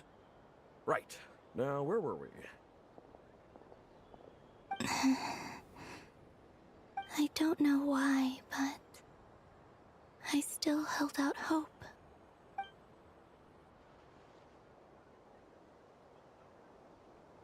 The most important thing right now is to find that mage. This name thing seems super important too, but where do we even start looking? I'd better go pay the Fatui a visit.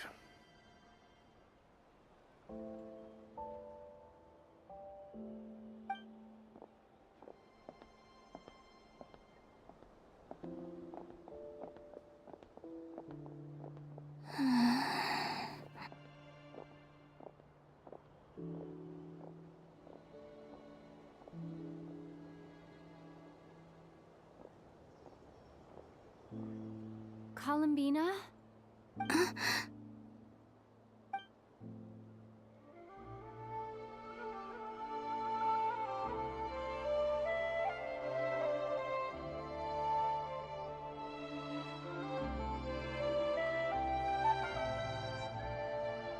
Traveler?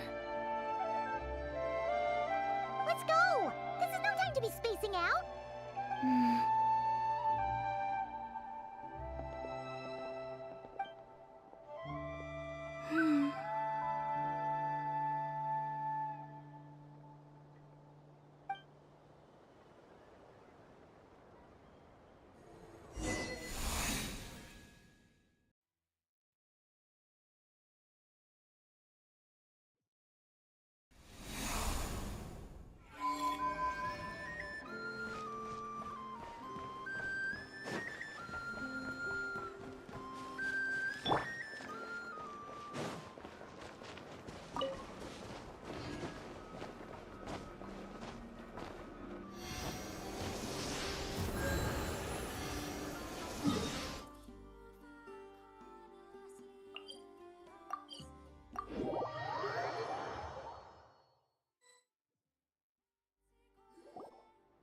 Where are they going? They mentioned a mage and... a name? So, Mr. Varka, are you acquainted with this Nicole? Or should I call her Mage N? Ah, not really. We've never met, though she has come up in conversation.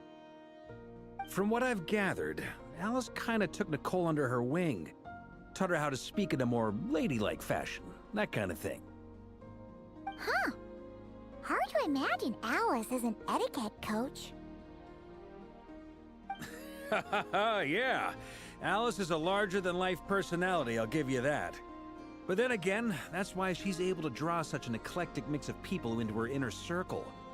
If I remember correctly, being an interesting person is actually one of her main entry requirements. So, if you ever wanted to join the Hexenzirkel, I'm sure you'd both be eligible to apply. Hey! Don't go around making promises on Alice's behalf! I wouldn't dare. I'm just trying to paint a picture of the Hexenzirkel for you. Okay, sure. Anyway, since none of us have ever met Nicole, how are we supposed to find her? We can't just go up to every woman in sight and ask, "Hey, are you Nicole?" Maybe something she's wearing will give it away? Like, a wind bloom pinned to her chest or something. Wait a minute. Alice never said Nicole was from Mondstadt. Oh, true. That would be... this young lady, then?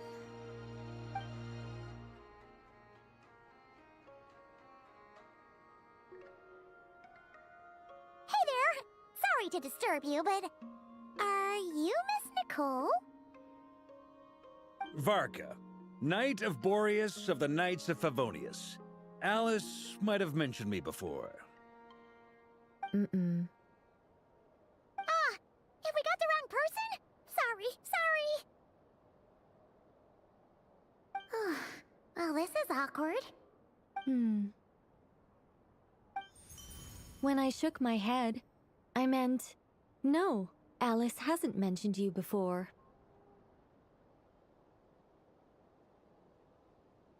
Huh? Where is this voice coming from? My apologies. For certain reasons, I am unable to speak. This is the only way I can communicate with you. It might take some getting used to, but I hope you can understand. Hey, it's fine. I'm more shocked by the fact that Alice never speaks about me. I mean, As for you two, we have crossed paths twice before, but it is nonetheless a pleasure to finally meet you. It's really you! Thanks for all your guidance in the past! You're quite welcome. This time, things are different. We have reached the unwritten pages of the story. You might say that we stand at the crossroads of fate.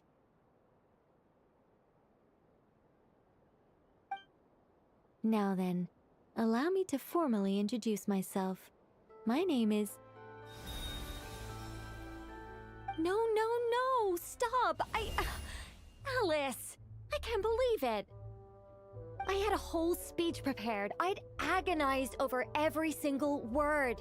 She always picks the worst moments to ruin other people's plans. I'm so sorry about that. Alice took the liberty of devising some bespoke self-introduction magic for each member of the Hexen Circle. But I could have sworn I deleted all of the triggering conditions for it. How did it bypass everything? Oh gosh, this is so embarrassing. This is a very different side of Nicole than what we're used to. Is she not used to face-to-face interactions? Don't worry about it. We've seen that introduction magic once already, so it wasn't too much of a shock. Please go on, Miss Nicole. We'd love to hear what you have to say, or, well, communicate. Huh? Are they talking to this lady? But... Will you all promise to forget that horrendously embarrassing introduction? Sorry? Embarrassing? When? Yes, my name is Nicole, and I am one of a very few angels who have retained both their preferred form and their power. The Traveler and Paimon should be no strangers to this concept. There is another of our kind in Natlan. They call her the Lord of the Night. Alright! Paimon remembers her!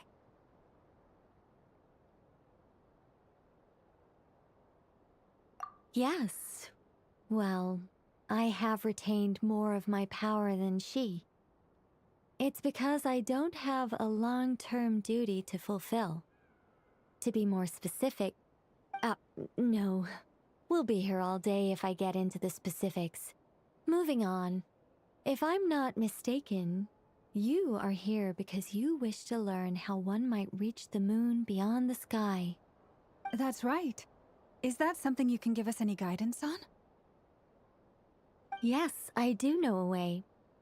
It began with the Hyperboreans, who lived after the War of Funerary Flame.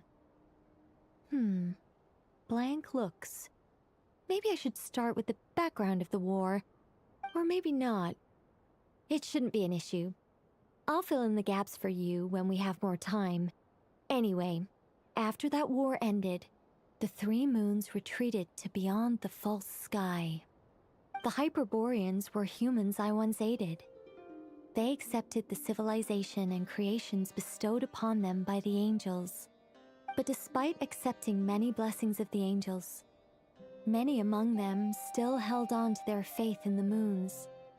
They were reluctant to accept the new order, even after the War of Funerary Flame. They sought to contact the moon goddesses beyond the sky and receive their guidance. But all three had passed away by that point.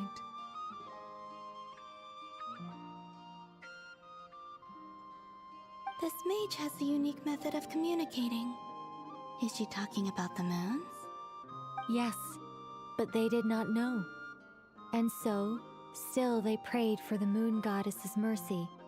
After building titanic structures that consumed vast amounts of Kuvaki, at last they glimpsed the moons and heard their voices. But of course, they were gravely disappointed. For it was then that they realized the three moon goddesses were dead. Oh, that's such a sad story. It is. Humanity was in a very sorry state at that time. The angels who had once aided them were gone, and the War of Funerary Flames had left them homeless and destitute. Just a second, I gotta ask. How relevant is all this history to the task at hand? Well, I mean, it's... Okay, it seems we've drifted into irrelevant narrative waters. It's been a while since I've had the chance to speak inside someone's head. As soon as I got started, I lost control, and the words just flowed out like a waterfall. What I'm trying to say is... Right, yes, that's it. The relevant part is the ritual created by the Hyperboreans. The fact that they bypassed the false sky and saw the true moons implies that they successfully built a connection between Tevat and the outside world. Which means, with enough Kuvaki and a sufficiently stable connection, it should be feasible to send one person over the border. Okay, so they built some kind of portal? Oh, yes. A portal. Yes. Is something wrong? You sound disappointed. I just didn't expect you to summarize it so well. It turns out I could have said all that in one word, if only I'd managed to think of it. No, please, it's fine. This is invaluable knowledge. I'll be sure to record and preserve everything in writing. Oh, really? Well, in that case, I suppose I could backtrack and add some more detail. I did gloss over a few things so far. Whoa, whoa, whoa, time out. Let's summarize what we've got first. The Hyperboreans were the last ones to use this method, right? So we somehow need to find whatever structure they built and make sure there's enough Kuvaki to power it up. Luckily, we have the moon marrow of both the eternal and iridescent moons, so we're all good for Kuvaki. Which means the key issue we need to focus on is finding the place. Am I right so far? Yes. Although I expect the structure is long gone by now. That said, what if we could take advantage of the phantoms to travel back to a time when it still existed? Well, travel back isn't quite accurate. It's more like we'd be creating a handshake between 2 points in space-time. We wouldn't even have to pick a time when it still existed. It could just be a time when it still appeared in phantom form via projection, or we could project our own phantoms, fold them together at... You look lost. Was that too hard to follow?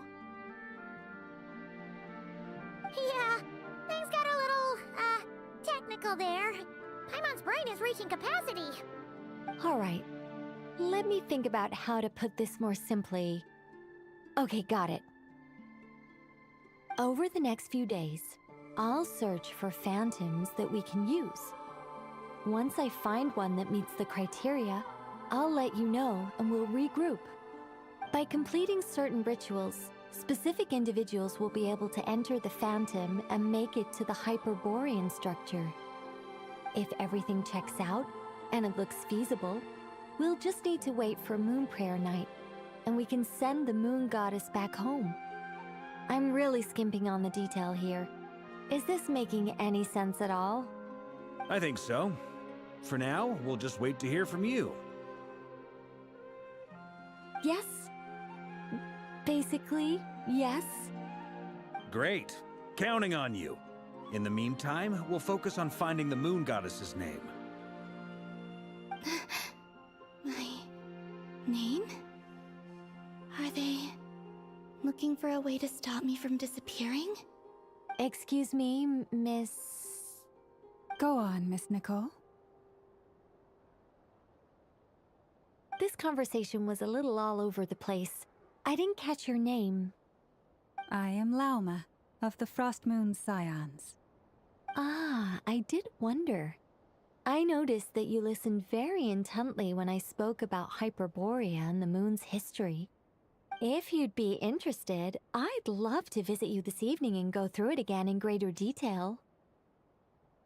Also, if you were serious about making a record, it would be too risky to simply write down the raw details as is. I would suggest some tweaks. Maybe rewrite the stories as fairy tales or fables, perhaps even prayers. Anyway, we can cross that bridge when we come to it. So, see you later then? Oh, and no need to prepare anything. Just a cup of tea will do. See ya! She seems friendly. It's just... It's so nice to find someone who's actually willing to listen. I've been dying for a chance to finally go through all this systematically from start to finish. Any longer and I'd probably start forgetting it.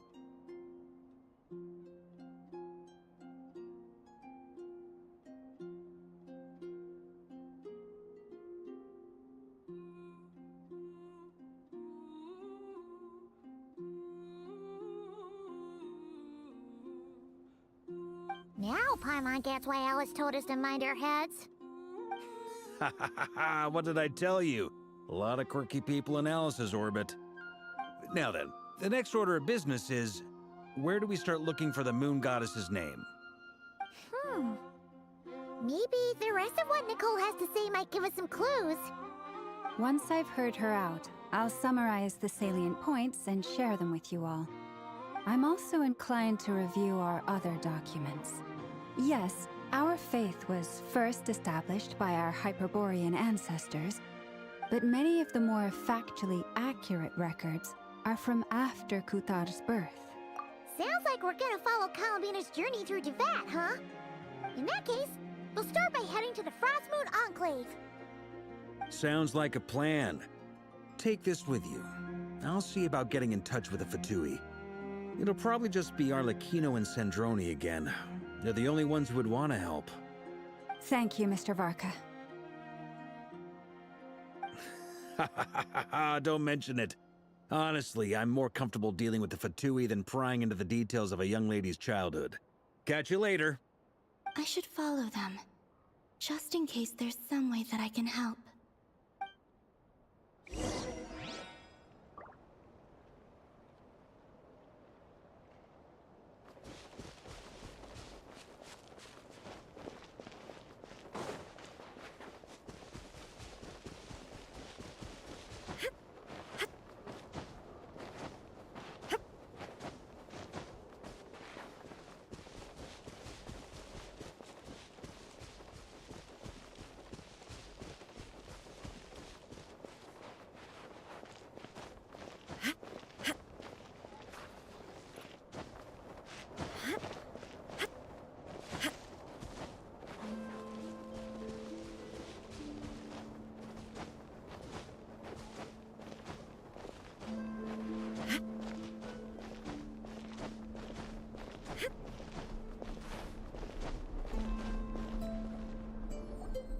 A while ago, I took the time to organize all documents in our possession that pertain to Kutar.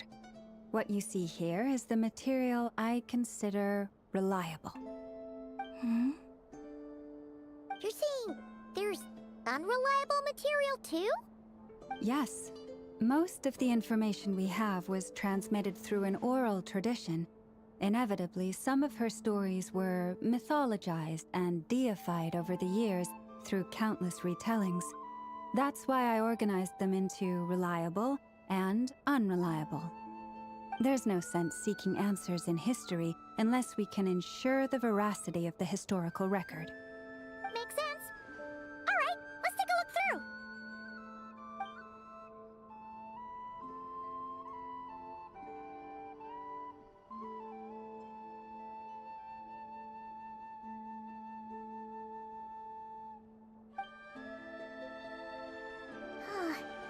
Almost all these records refer to Kutar instead of Columbina. Although neither of those is her real name. Paimon's not sure what point she's trying to make. What we can gather from these records is that the Frost Moon Scions worshipped her as a god, placing impossible expectations upon her. I cannot fault them for their earnest faith, but for all their devotion, worshipping her day in, day out changed nothing. I imagine that none of it resonated with Columbina. It wouldn't surprise me if, even back then, she had already begun to reject the name Kutar and everything it represented. Lauma speaks the truth. When I heard them call upon Kutar with hope and expectation in their voices, they may as well have been calling upon somebody else. Well, that's a bit complicated. I looked at the level of detail, perceived authenticity, prose style, and how realistic their portrayal of Kutar seemed to be. Amongst the Frost Moon Scions of today, Only I know of her existence, and I alone have spoken to her face to face. As such, I know that there are certain things she simply would never do. That being said, I have sensed some changes in her lately. Changes? Me? Oh, seems like this is getting us nowhere. Oh, for what it's worth, why don't we check the unreliable sources too? Sure. Give me a moment.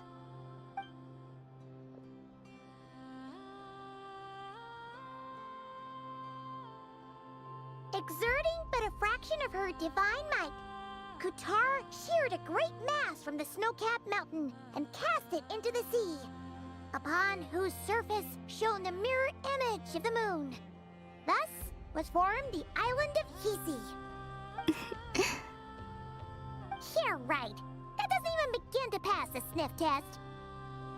The 3 moons are naught but lies through and through. Only one moon has ever shone for us, and Kutar is her name. The vast majority of ancient texts are filled with fanciful tales like these. I trust you understand my criteria a little better now. Kutar did not speak, merely gazing into the distance in silence. And where her gaze landed, this was her prophecy. Clearly, whoever wrote this text never even met Kutar. Otherwise, they'd know that her eyes are always closed. What about you, Traveler? What are you reading? Come on, let Paimon see. The child wished to build a wooden nest with which to shield a fledgling bird from the cold. But being so young and lacking in strength, the child could not snap the branches from the trees. Kutar was passing by. Upon seeing the child, she summoned forth the Kuhenki, who built a beautiful nest for the child. I remember that. Not knowing the meaning of Kutar's divine intervention, the child dared not to respond, and thus ran home to call their parents.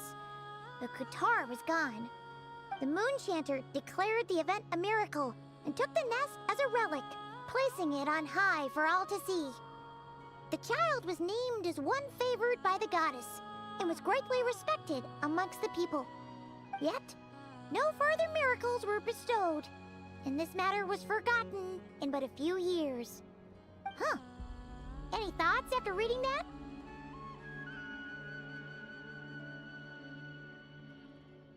Yeah. Palomina probably just wanted to join the kid in making nests. Ah. I'd originally considered this a fabrication, because Kutar did not perform any similar actions in subsequent records. But now that I think about it, it does seem like something Columbina would do. It's just that... She didn't know how other people would interpret her actions. She was probably worried about making things difficult for people. And so, she gradually stopped joining in. Yes. Oh, that's so sad.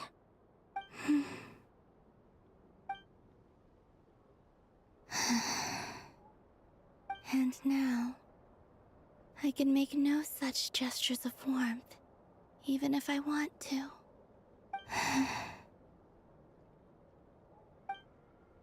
Still no name. That's a bit of a shame. But we did learn some interesting stories. That's gotta count for something. Farkas said he was gonna set up a meeting with Arlecchino and Sandrone, right? Let's go back to Nasha Town and see how he's doing.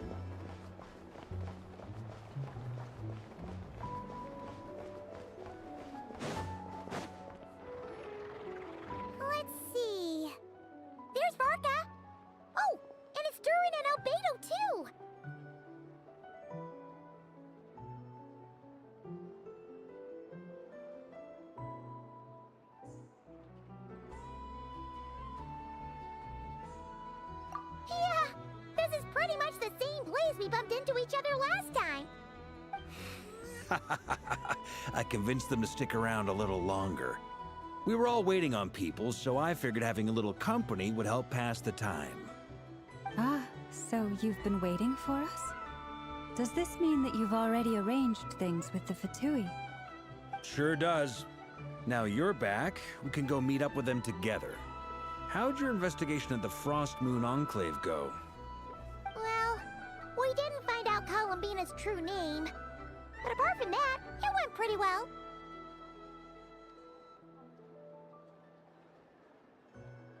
Aha, just as well that I didn't tag along then. I'm sure our moon goddess wouldn't want every man and his dog knowing all about her private life. Still, desperate times, desperate measures, I guess. Someone had to do it. So, Varka was waiting on us, but what about you two? Are you waiting for Alice? Oh, no. We already met with her. We discussed that experiment I mentioned to you last time. Oh, and she also handed me this communication device.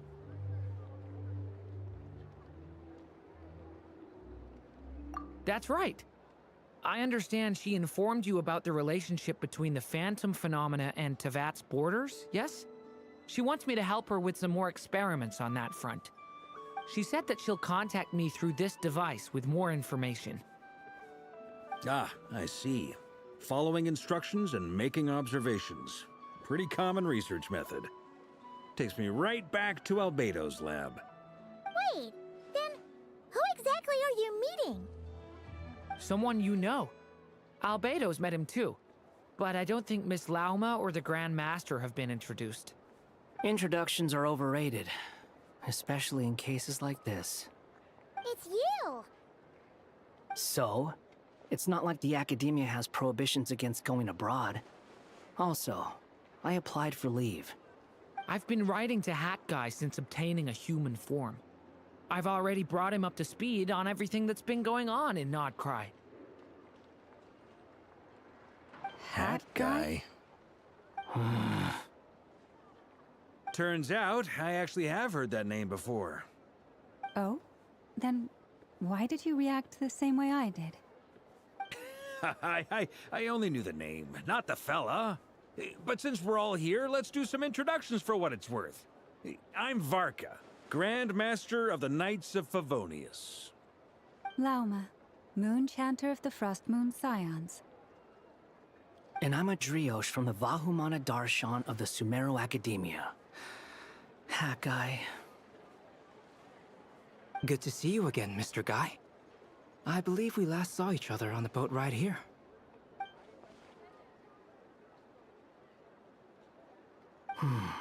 Mind you, the only reason I came here is because there's someone I want to look into. Who's that?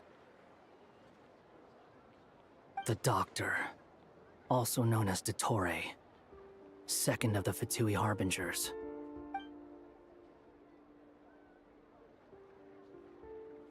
From the tone of your voice, it sounds like there's bad blood between you.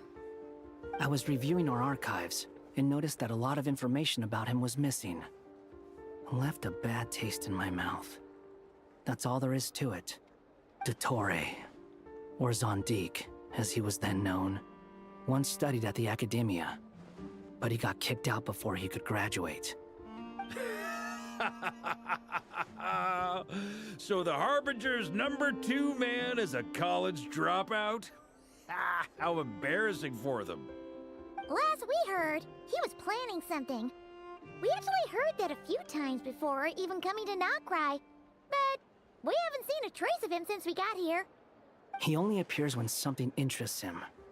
For all we know, he might have left already. But the fact he did something here at all is worth noting.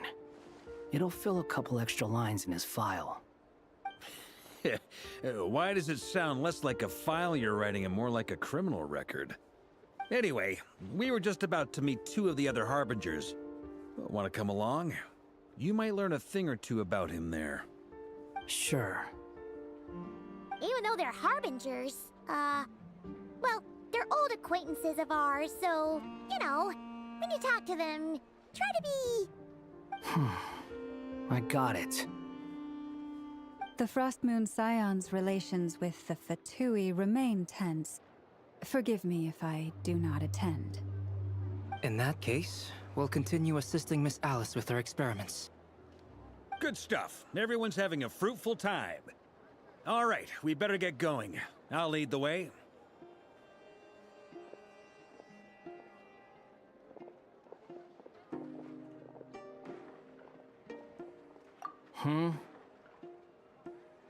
Well, yeah, that's obviously part of it. But I'm not the only one who has a score to settle with him.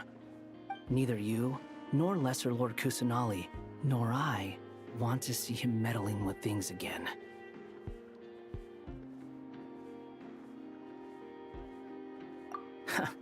What's the hurry? Don't worry. Pigeons always know which way home is.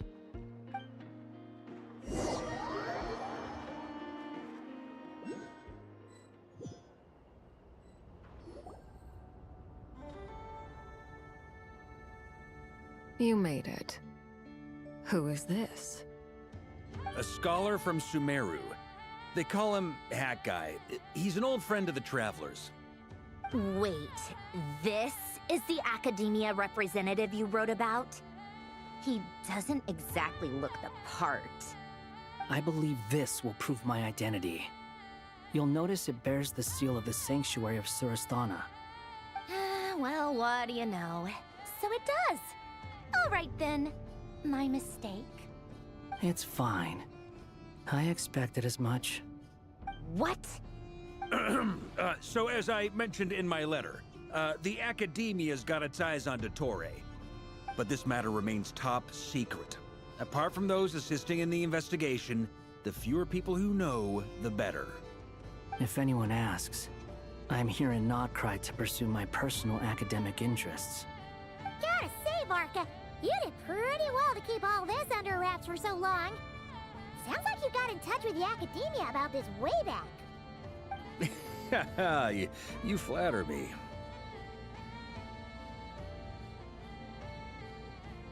Where do I even start? Remember that time we fought Rerir at Star Sand Shoal? He sure let me have it then, didn't he? I'll bet Dottore had that all sketched out, with me as his convenient little pawn. He could not care less about us if he tried, but hey! The feeling's mutual. Does Dottore really strike you as the sort who values his relationships with his colleagues? Fair point. Definitely not. Which is why I always keep my guard up whenever he starts making suspicious moves. To that extent, our motivations align. On top of which, I consider you trustworthy people. Now, back on topic. In the wake of the Reikir of Solnari episode, Sandrone and I grew suspicious about Dottore's complete inaction during the entire affair. So we tried to find out what he'd been up to, but unfortunately to no avail. He never lets anyone in on his plans. The more he cares about something, the more secretive he gets. Indeed. Perhaps he believes that by keeping a low profile, he can avoid trouble. But that trick isn't going to work on his colleagues. Yeah, I mean, he's been researching the ancient moon's remnants. And he's been trying to get his paws on the moon marrows. Only an idiot would believe he doesn't have something more planned. With this in mind, I returned to Snezhnaya and relayed my thoughts to Her Majesty the Tsaritsa, entreating her to have him recalled. That's pretty direct. Did the Tsaritsa agree? Yes. I made it abundantly clear that the Fatui's business in Nodcry is almost concluded, and we do not need 3 harbingers in this territory. Her Majesty concurred. Accordingly, Dottore has returned at her orders. I imagine he is continuing with experiments, which no one besides he would ever have any interest in. Common sense might mean nothing to him, but he's not stupid. He knows that no good can come from opposing the Tsaritsa. Smarts alone won't get him all the way. He needs the Rooster's resources and Regrator's Mora, both of which the Tsaritsa can strip from him by waggling a finger. But doesn't he have a track record of publicly following orders while going against them in private? He probably has it down to a fine art by now. Wouldn't put it past him. We worked together on a research project once. Only briefly, but it was enough to show me that we're fundamentally different people. He has no interest in doing things methodically, stage by stage. His thoughts jump all over the place, and the moment his curiosity is satisfied, or he gets the results he wants, he disappears. The only similarity we share is that, once we set our minds on doing something, we will see it done, whatever it takes. Well, we definitely saw some of that in your battle with Rerir. You got so competitive. Ugh, do not remind me. Then I believe we all concur. Dottore will not simply give up. Fantastic. Now this is turning into a whole day of unpleasant memories. Ugh. Are you talking about the moon marrow stuff? He also strikes me as the kind of person to disregard experimental regulations, ruin all the equipment, and go way over budget. Then leave the first person he can find to deal with the fallout. Exactly. This one time, he was running some high-temperature experiment and the substance exploded. But does he care? No. He orders his subordinates to open the device so he can observe the results, which causes the gas inside to leak out. That gas was poisonous. If I hadn't been there, who knows how many people might have died. And after all that, he left while I was still cleaning up after his mess. What a waste of time, he said. Waste of time? The nerve!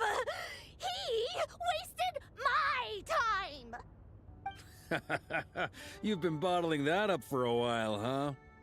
Hat guy, I must say, you seem awfully familiar with internal Fatui affairs. Especially when it comes to Dottore. Thank you, Lady Harbingers, for providing such valuable information. I have no other questions for now, so I'll be on my way. Wait, what? You're just gonna leave? You're welcome to join if you want. Ugh. Just when Paimon thought he'd finally mellowed out. He makes quite the impression. I'll say. I've met tons of headstrong people, but not many of them would join me in bad-mouthing Dottore. Anyway, back to the main agenda.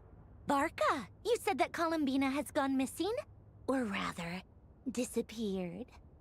Yeah. We're working on building a connection between her and this world. The simplest method is to find out her real name.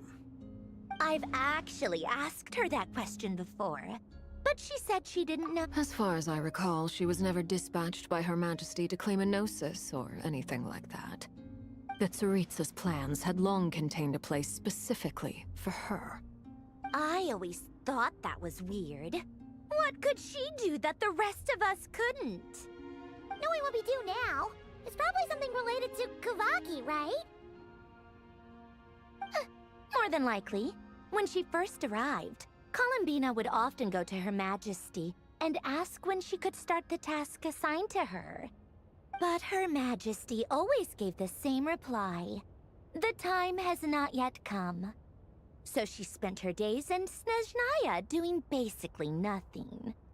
The Tsaritsa has summoned a beautiful blind maiden to be a harbinger, giving her the third seat by virtue only of her enchanting voice. It was a dumb and stupid rumor, but the reality of the situation made it hard to refute. And what happened after that? I imagine she stopped caring. She no longer seemed to care why she had been recruited, and Her Majesty never gave her any missions, so she just continued to sing in the flower garden. For my part, I was busy. So busy, in fact, that watching someone be that idle had me fuming. But still, I got the sense that she had long been used to a life of other people claiming she was needed, when she wasn't?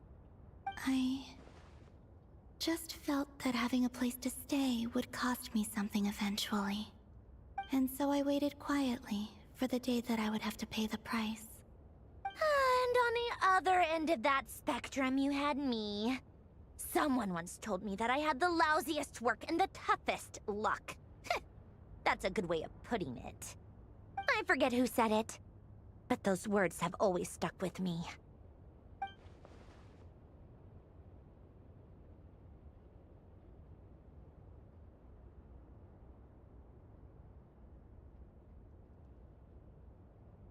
But you've done your job exceptionally well all this time.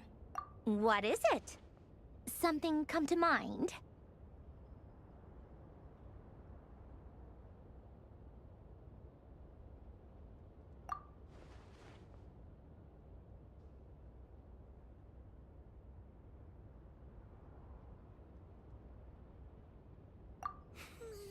That makes sense. Nothing screams you are needed like your name shouted from across the town. Well, good luck with it. But if you ask me, Colambina is still the most shoutable name. I'm just so used to it now, after all the arguments we've had. I can't be bothered trying to remember another name for her. Nor I. Sandrone. Harlequino.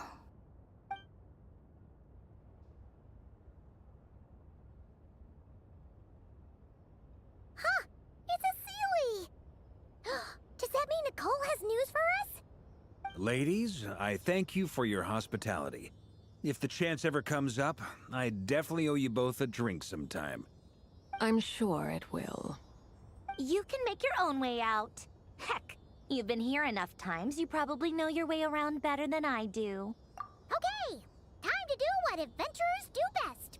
Follow that Sealy!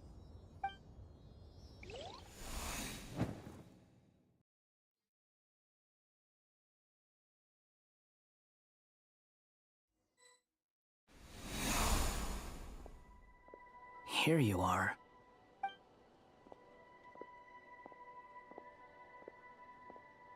Oh, hat guy. How come you're back so soon? Did things go all right with the Fatui? Fine. Dotori's been summoned home by the Tsaritsa. Couldn't get much more than that. How about you? Any progress with the investigation? Unfortunately not. We've tried everything. Different phantoms, different locations, different points in history. But the results are the same each time. Abyssal monsters roaming the land.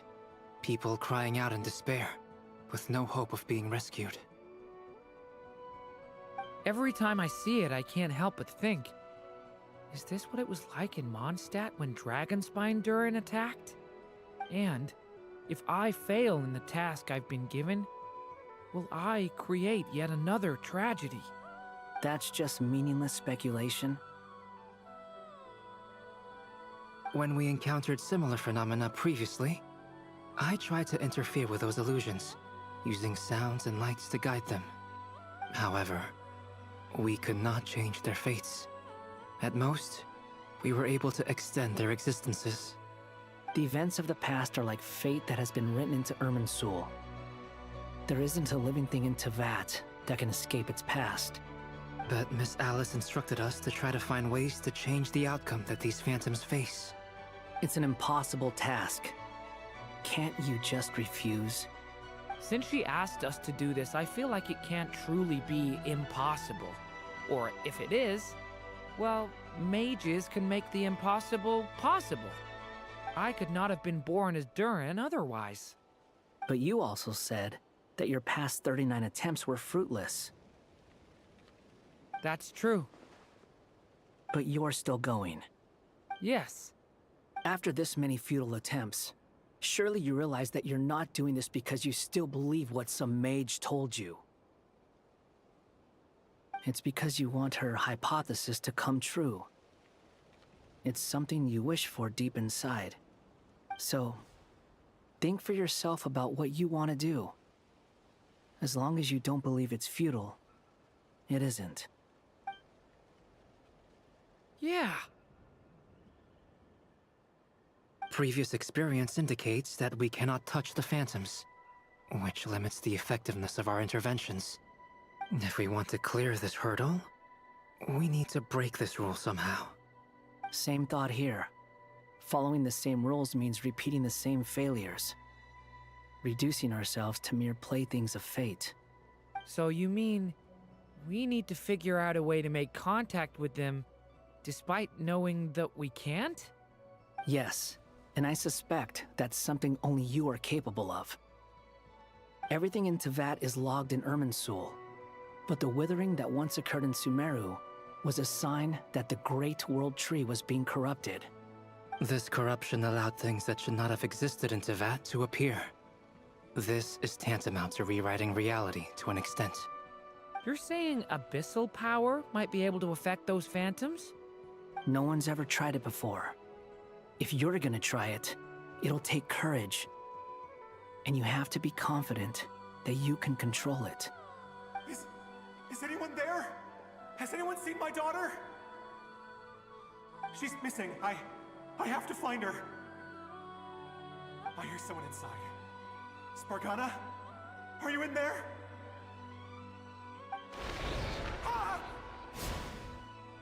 If I can use my abyssal powers to warn him that there is danger here, maybe it'll change his decision. Maybe he'll stay away. Yes. The important thing is not the nature of the power, but rather how you use it. To intimidate and obstruct. Sounds about right for the Abyss. Well, let me try. I should be able to influence that thing. Have you seen a little girl? What? This isn't the time for that! Just run!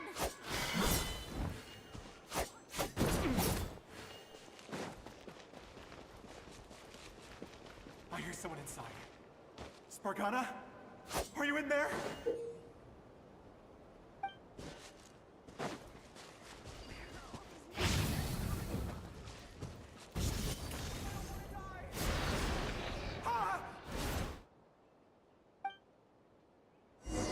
Have you seen a little girl?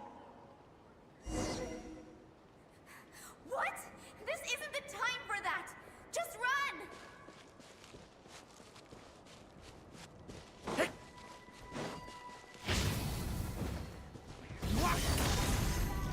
Spargana?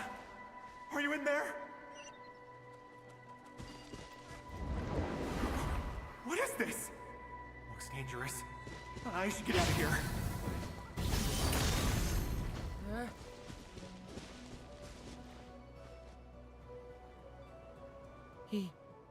He really left. Ha! We did it! Don't celebrate too soon. Follow him.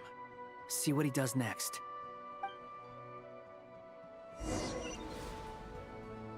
Monsters approaching from the front. You need to stop them and create an opportunity for him to hide.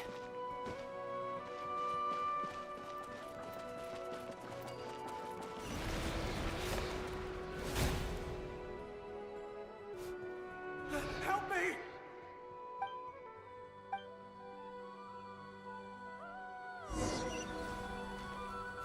Monsters approaching from the front. You need to stop them and create an opportunity for him to hide.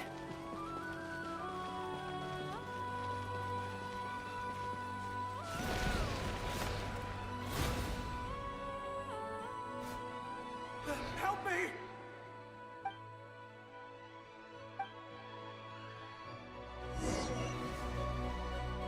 Monsters approaching from the front. You need to stop them and create an opportunity for him to hide.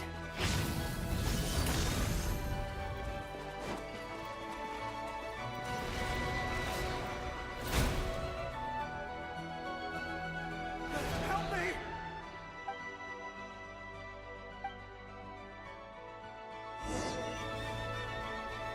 Monsters approaching from the front. You need to stop them and create an opportunity for him to hide.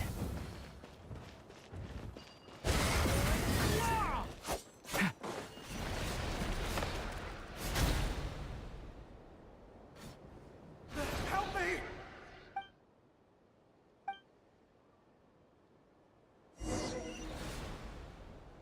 Monsters approaching from the front. You need to stop them and create an opportunity for him to hide.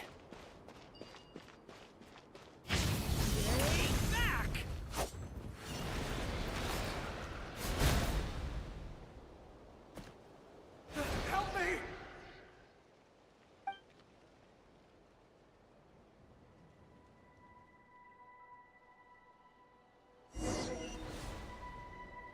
Monsters approaching from the front.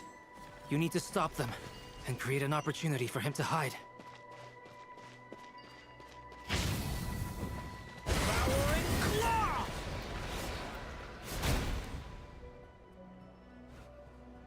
Help me!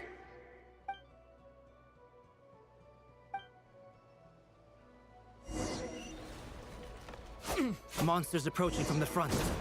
You need to stop them and create an opportunity for him to hide.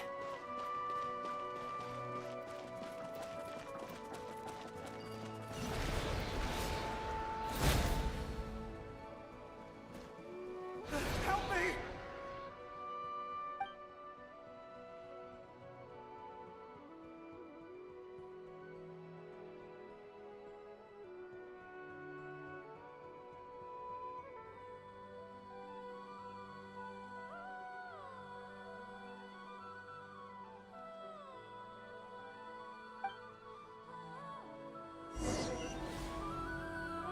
Monsters approaching from the front.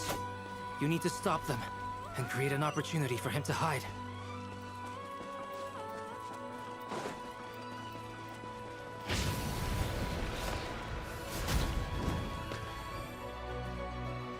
Help me!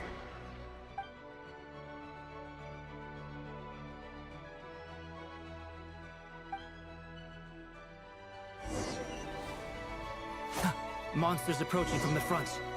You need to stop them and create an opportunity for him to hide.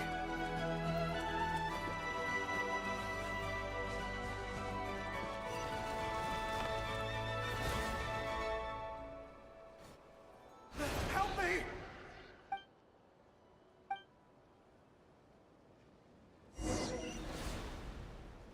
Monsters approaching from the front. You need to stop them and create an opportunity for him to hide.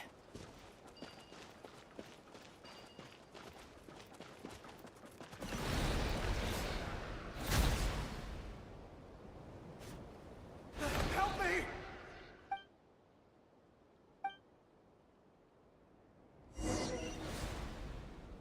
Monsters approaching from the front. You need to stop them and create an opportunity for him to hide.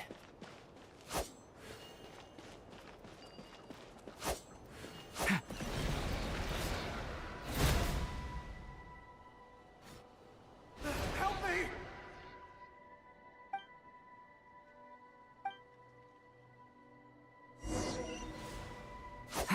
Monsters approaching from the front.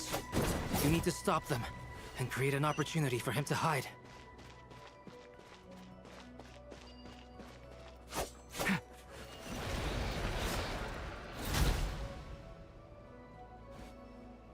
Help me!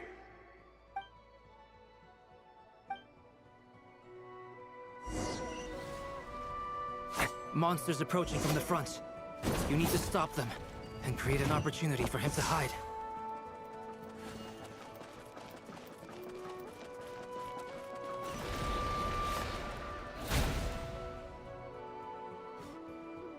Help me!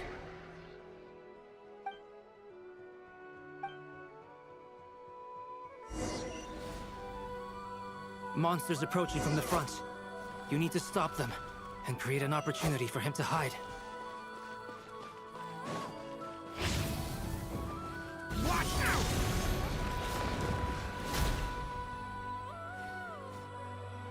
Help me!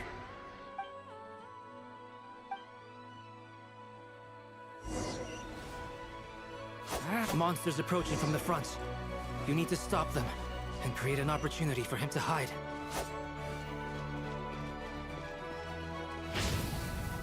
Leave it to me!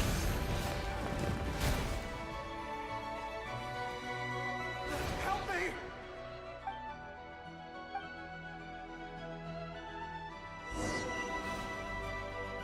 Monsters approaching from the front. You need to stop them and create an opportunity for him to hide.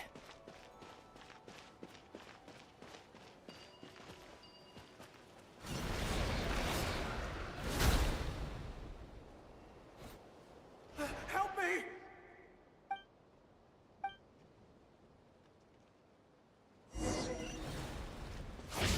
Monsters approaching from the front.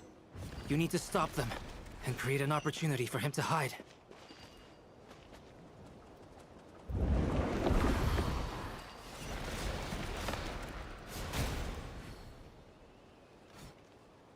Help me!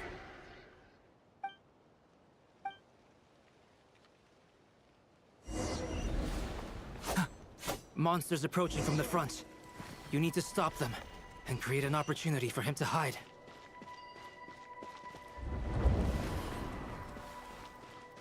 No! There's monsters ahead!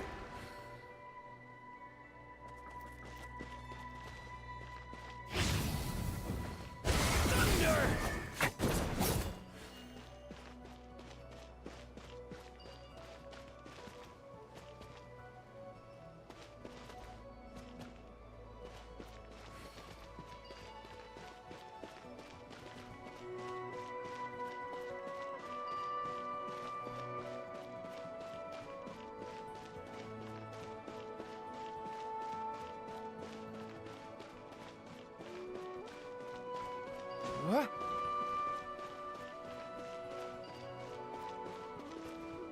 Wait, is that the barrier I saw earlier? Why is it appearing now? It's as if someone's controlling it.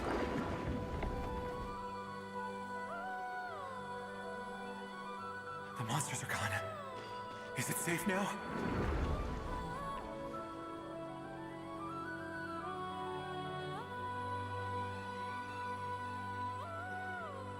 The barrier's gone too. How odd. Anyway, I guess I'll keep going. Quickly, let's keep up.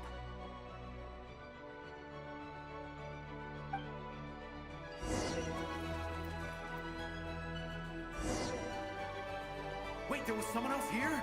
Don't go any further. We've got anti-monster traps laid out everywhere. But my daughter must just be up ahead. I have to go. This way's blocked.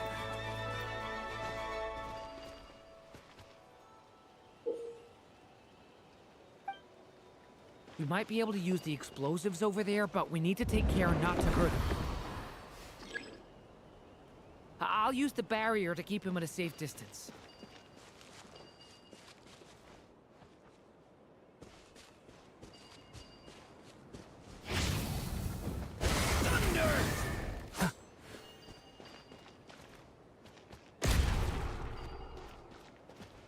This barrier seems to be helping me somehow.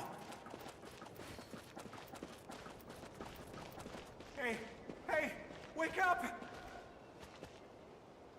Oh, no good. Gotta keep moving ahead.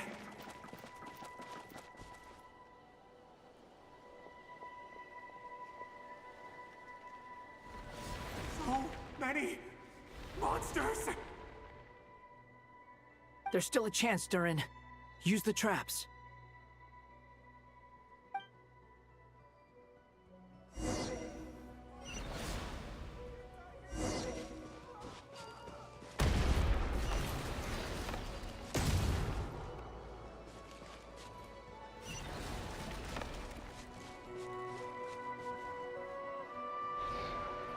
Help me!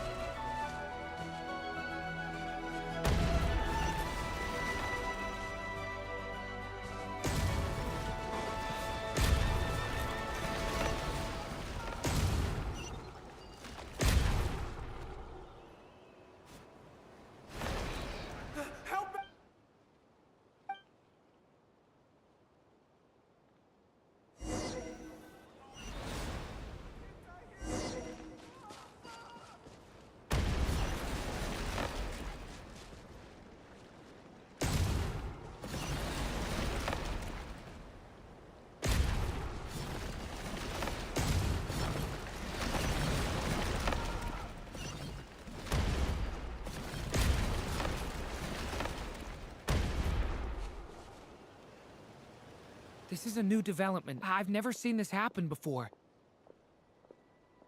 We might just be able to save this person.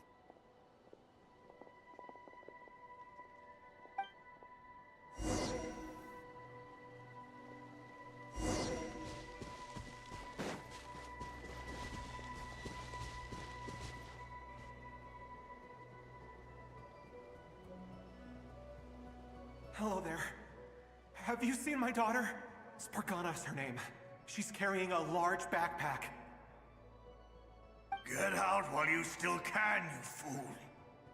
You won't find any survivors here. But I can't just leave her here. She must be so scared right now. Sorry. Wish I could help, but I haven't seen her. You'll just have to keep looking. Okay, thank you. If I do find her, I'll get her to shelter and come back for you. Don't bother. I've got nowhere left to go.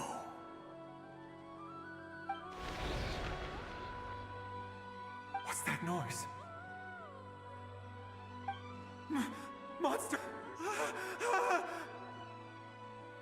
No, if he goes inside, he'll be walking into a trap. Let's try this once more. This time, we have to stop him.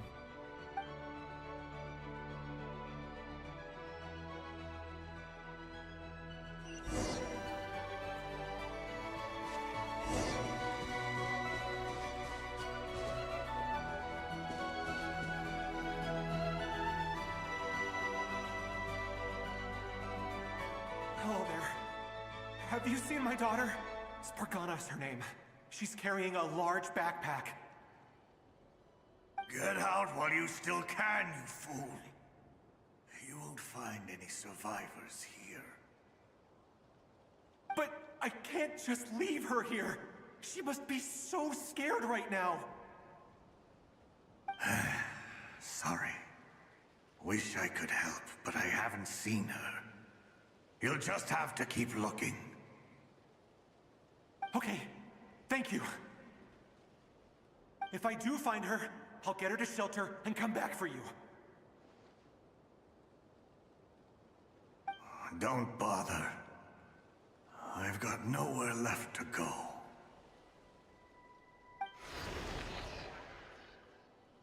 What's that noise? Monster! No, if he goes inside, he'll be walking into a trap. Let's try this once more. This time, we have to stop him.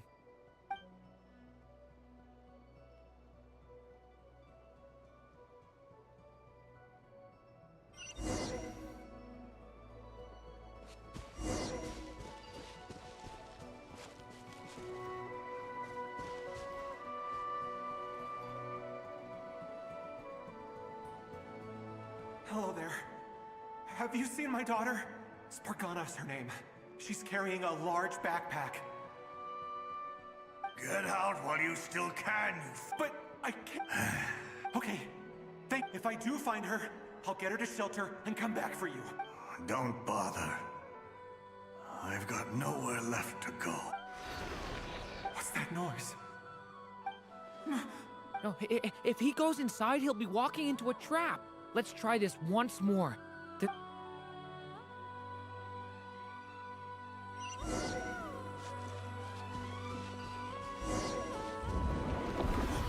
Why? How will I know where Spargana's gone like this? You know what? I'll trust this strange barrier. It's got me this far after all.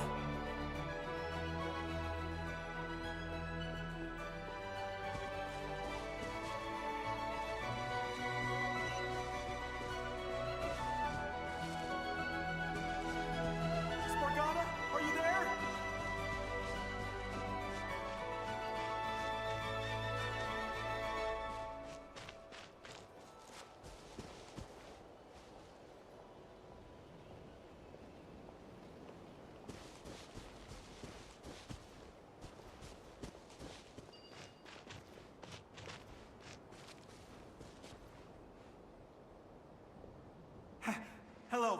I'm looking for... Huh? Looking for what? Everything here belongs to me. Get 'em, boys!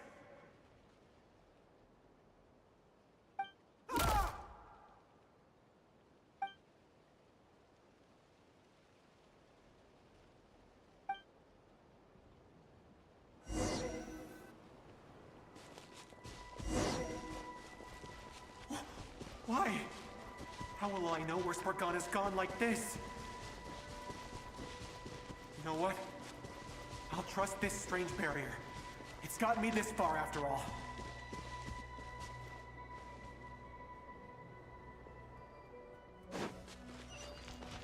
What? What is this? Hey! Let us out! Spargana, are you there?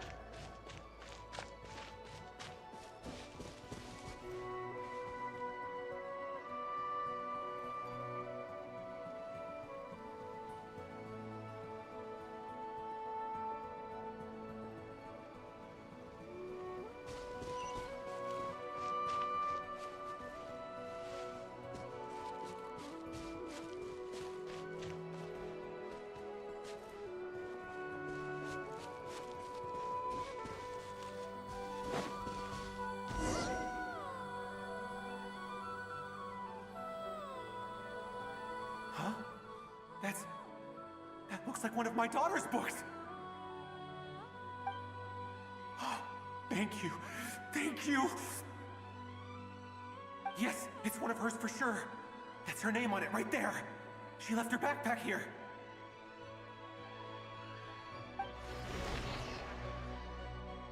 Durin, just like last time. Use the explosives.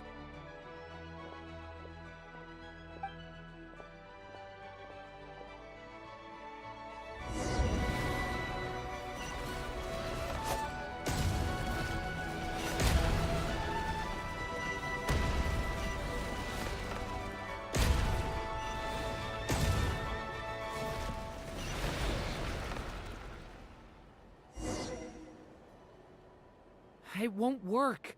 There's not enough left. If he makes it in, he'll die. But then, this clue could be the key to him finding his daughter. It might not be the only one. Better he misses that clue than loses his life. I guess so.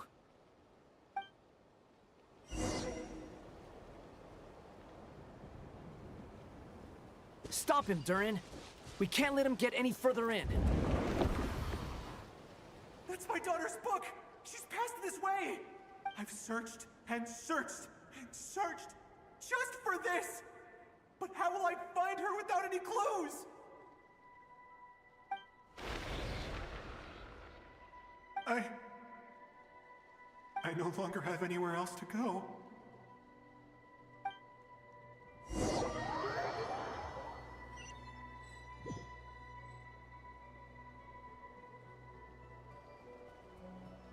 I'm sorry. I'm so sorry. He refuses to go anywhere else. Whether he opens this door or not, all that awaits him now is death. We couldn't change his fate. Albedo?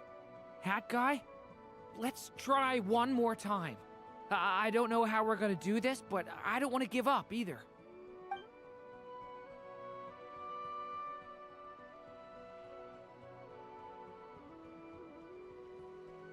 Why am I here? What's going on? All these scenes running through my head. Where are they from? Huh? What's going on? His reactions have changed. How many times have I... What's happening to me? Huh? Wait, who are you? You can see us now? I feel like I always could, but that I only just realized you were there. I'm sorry, I don't know how to describe what I'm feeling. But you were the ones guiding me using that marked barrier, right? I haven't done anything yet, but those monsters, those deaths, they feel like memories. Like things I really did experience. I won't find my daughter. In fact, I'll ultimately die trying to find her. Isn't that right? Well, no, it isn't. Yes, it is. Even so, we're trying to find a way out of this. You've not seen my daughter either, have you? It seems she really isn't here.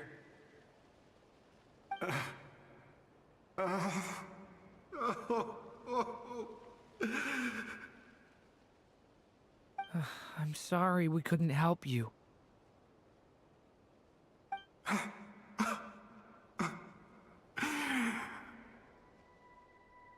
just tired. Maybe this is destiny. Maybe it doesn't matter how hard I search. How long do I have left? Experience says 15 to 20 minutes. 15 to 20. Thank you for all your help. Let's rest a while. You look exhausted too. Now's not the time for you to start pitying us. It's not pity. I'm just realizing that I've only got 10 or so minutes left. You know?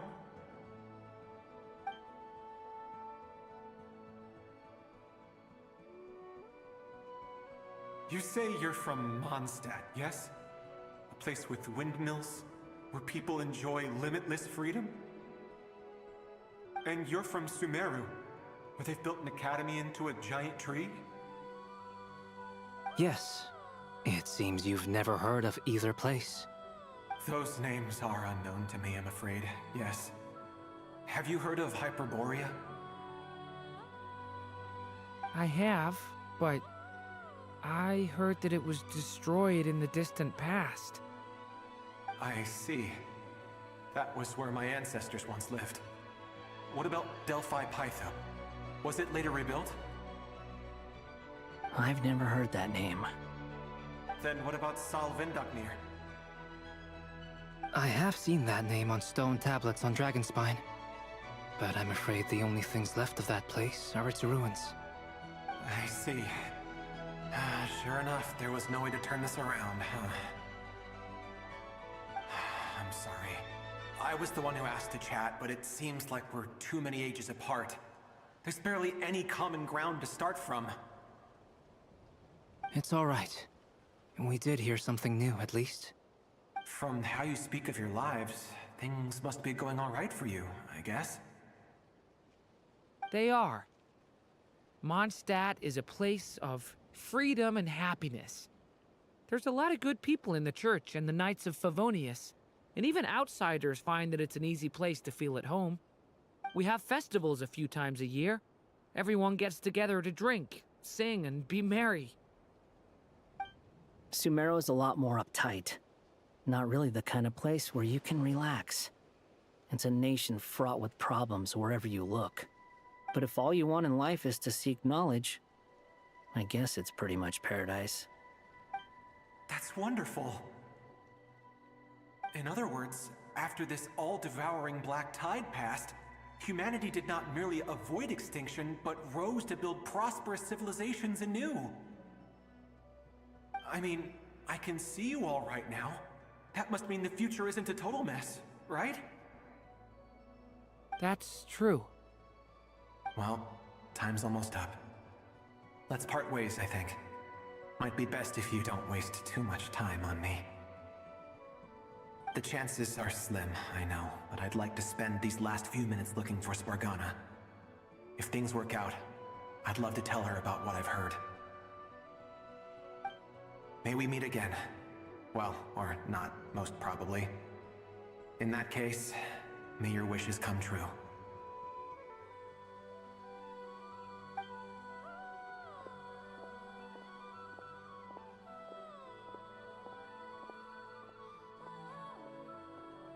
He's gone. In a few minutes, he will meet the end that was his to begin with. The ending of this tale did not change, but I believe that we've just made the most progress we have yet. May your wishes come true. If only it were so simple. Hat guy, could I ask you a question? You've never talked about your past. It seems complicated, and it weighs heavily on you, too. Would you be willing to tell me about it? I mean, sometimes it's better to get things out in the open. Take that guy we tried to help, for instance. At least he said goodbye with a smile, right? I know about Albedo's past. Our experiences are very similar, and he created me. As for you, you're my first friend, and you've witnessed every step I've taken. But by comparison, I know nothing about you. Either way, I mean, we're still best friends. But if I knew more about you, I might understand your thoughts a bit better. I've told you about myself. I'm a student at the academia. And what did you do before that? Prepared for the entrance exam? All right. If you really don't want to talk about it, I won't press you any further. I was a puppet built from the branches of a white tree, using technology left behind by the Conrian schools of mechanical engineering. A white tree? You mean an Irminsul tree? Yes. A branch of Irminsul that was once connected to the main tree. So you had a human creator too? Yeah. But my creator abandoned me after deciding that I was a failure. After that,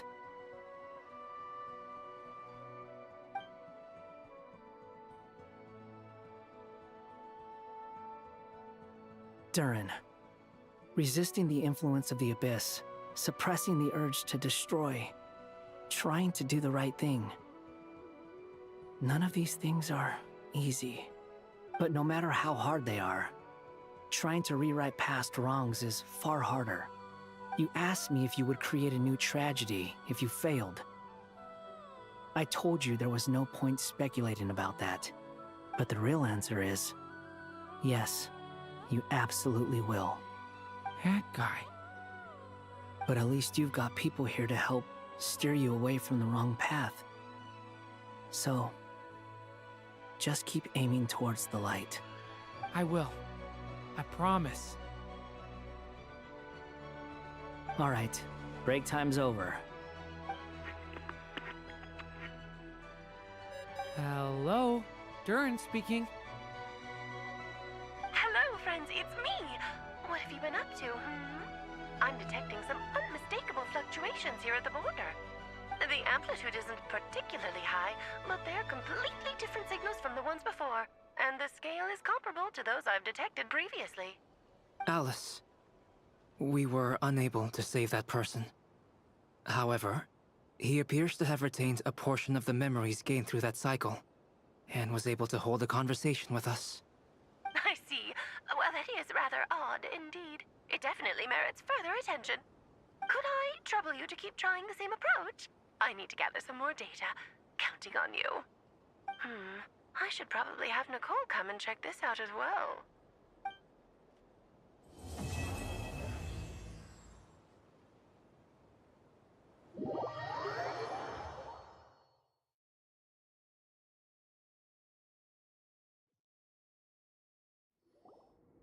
There you are. I was worried you might stop to collect treasure chests opened by the Seelie along the way. It would have taken you so much longer to get here. Another conversation I cannot hear. I am delighted to see that you understand what takes priority, and that your adventurer's instinct has not swayed your resolve. Really, I must applaud you for it. You should know. Paimon's head. Okay, I'll try and keep it short. My senses are telling me that this is where we shall find the entrance to the ruins. Oh, cool! Well, what are we waiting for? Let's open it up and see! Patience. This was a sanctuary of great importance to the Hyperboreans. A special process is required to open the gate. Oh!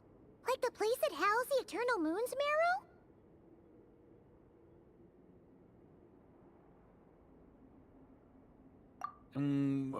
Okay, so what's the plan? Need us to do anything? And just the short version, if you can. Ah, alright then. I was planning to start with some background on the invention of these techniques. Are you sure you don't want to hear it? It's quite informative. Remember what you were saying about priorities? Fine. Simply put, we need 3 human representatives to successfully undergo a process of Kuvaki resonance. Think of it as a test from the 3 moon goddesses to see if the entrants are qualified, with the most recognizable qualification being Kuvaki. Pretty sure Lauma would ace that test. Oh, wait. But we need 3 people. I also have no doubt that the Moon Chanter would be qualified. But we would need 2 other people with the same constitution. Therefore, the most feasible method is not so much to follow the rules, but to figure out how the test functions and find a workaround. I've done some research, and it turns out the mechanism is rather crude. We'll simply need humans to stand before it who have sufficient Kuvaki energy within them. I'm with you so far. How do we get the Kuvaki in them? The easiest way would be transfusion. Take some Kuvaki from Nodcry's soil, put it into the bloodstream, and get it circulating in the body. So we're going to cheat on the test? Precisely. There are other methods, but this is the simplest one. Cheating the system is much easier than trying to hide from it. Huh? Ah! Sorry? Does the idea of cheating upset you, Miss Lauma? No, that's not it. I suddenly had an idea. Oh, what is it? It's about Moon Prayer Night. I figured out a way for Kutar to join in the festivities. Huh? But as Paimon said, we need to have our priorities straight. Let's get back to the test. I'll follow up with Nefer on the festival arrangements. Oh, okay. Anyway, is this really the best method we have? A Kuvaki transfusion sounds dangerous, no matter how you slice it. If you think that's dangerous, wait till you hear the other methods. I'd be more than happy to go through them if you'd like. There are several. No need, we're good. Let's go with this one. Very well. Kuvaki transfusion it is. Now, I should mention that the risks can be greater or lower depending on individual compatibility. It would be rash to simply infuse the Kuvaki and hope for the best. If the body rejects it, the reaction can be quite severe. The symptoms are similar to another condition that some people living here suffer from, known as congenital Kuvaki sensitivity. So, before we execute our plan, I will perform a simple test of my own to see who is compatible and who is not. Once that is done, we will have to complete the resonance process as rapidly as possible. The participants must remain stationary while the Kuvaki circulates and bonds with them, and they mustn't eat or drink anything. What? No eating or drinking? That's some hardcore fasting. They'll all be monks by the time they're through.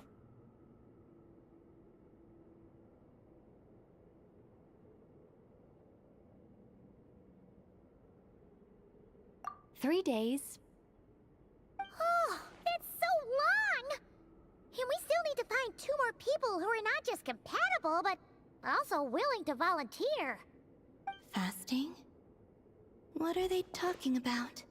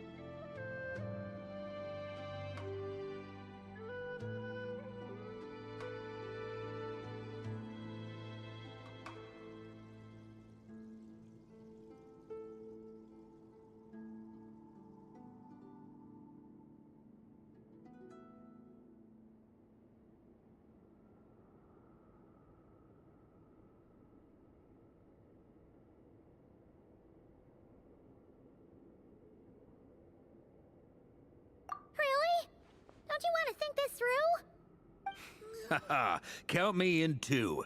3 days without food? I can handle that. Miss Nicole has made it clear that this is the easiest way. The way I see it, there's nothing else to discuss. It's time to step up. Yeah, you're right.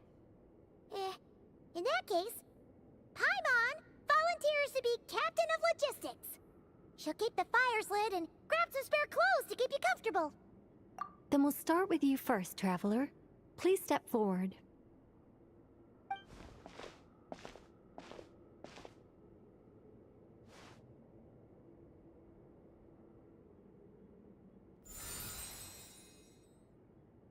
How's it going? Do you feel anything?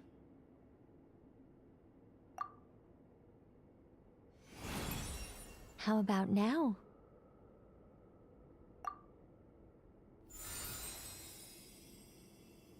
And now?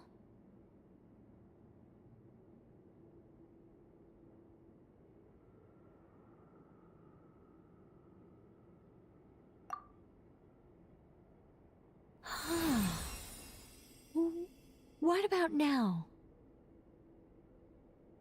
You guys, it's not a competition, you know. All right, I'm officially impressed.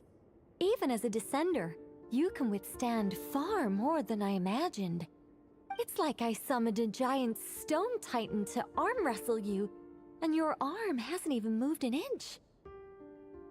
In my last attempt, I infused 5 times the amount of Kuvaki required. Yes, safe to say, compatibility won't be an issue for you. You're eligible to join. You're next, Mr. Varka. Sure, here goes nothing. All right, I'll start where we left off. 5 times the required Kuvaki dose. Whoa, whoa, whoa, hey, wait a minute. How's it going? No, not great. I kind of want to puke. Feels like I've been drinking too much. A few bottles of wine, then a big stein of Dark Horse. With some hard liquor from Liyue mixed in. You think this is funny? I just lost to a young lady in an arm wrestling contest. I'm never gonna live that down. My apologies. I'll lower the concentration and try again. Oh. How's it going now? I'm not as dizzy as last time, but I can still feel it pulsing around. In that case, you wouldn't be an ideal choice, Mr. Varka. Let's try someone else. Okay, let's go ask some of our other friends then.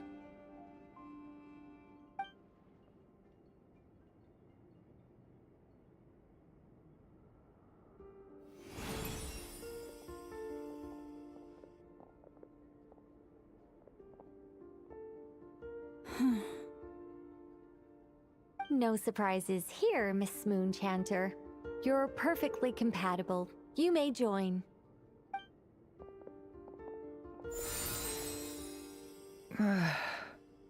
I'm getting a slight headache. Shame. You were so close. Whoa! I'm itching all over! Allergic reaction. We can't have that. Huh? Well, are you gonna start a what? The Hexenzirkel is an organization that cares for and protects children. We will not have them do dangerous things. Not even tests.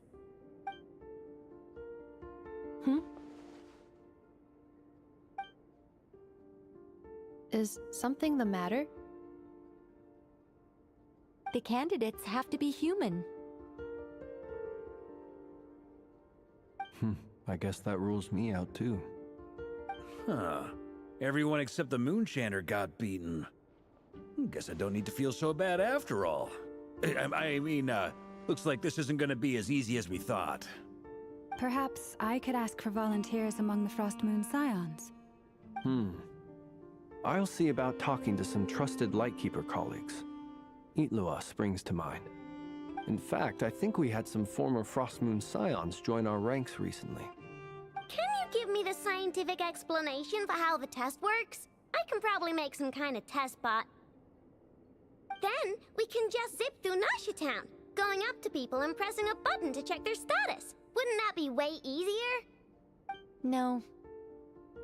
Wow! No elaboration for once. How about I contact the Knights of Favonia's garrison in the Wave Chaser plane? Shame that Lohan's already left. And that guy's even tougher than I am. Strange. The moon goddess is clearly revered by many people. So why is she on the brink of disappearing? She mentioned that the world has rejected her from the very beginning. And when we fought the Rahier of Salnari, it seemed like she exhausted her power for our sake. Also, Paimon's not sure revered is the right word for how people feel about her. Gratitude, certainly. For my part, anyway. It's basic reciprocity. She helped us, so she deserves our help in return. Yeah. Even though she looked like she didn't care, she still saved a ton of people, including me. A review of the relevant data leads me to conclude that Miss Columbina is a good person. Yep, you bet! They really think so? I'm super surprised that Columbina isn't her actual name, though. I think it really suits her. It's light and graceful and... yeah, just a really pretty name. I know, right? Unfortunately, that's not our decision to make. Columbina. That was the code name the Fatui gave me. But it also came up in the song I heard when I was born. But... is that really all there is to it? What do I truly think of my own name? Is there anyone left who will still call me by that name?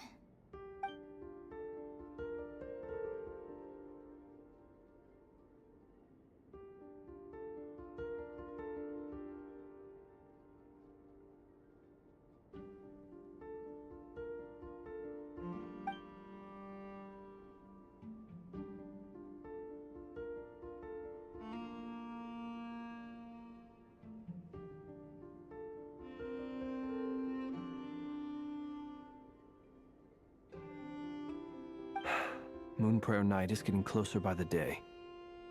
We're running out of time. We need to look for other candidates. Then allow me to try. Huh?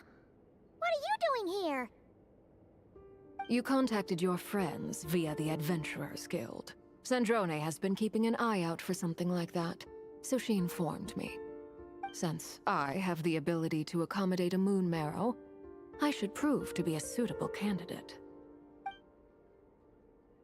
Arlecchino. When can we begin? I see. We can begin right away.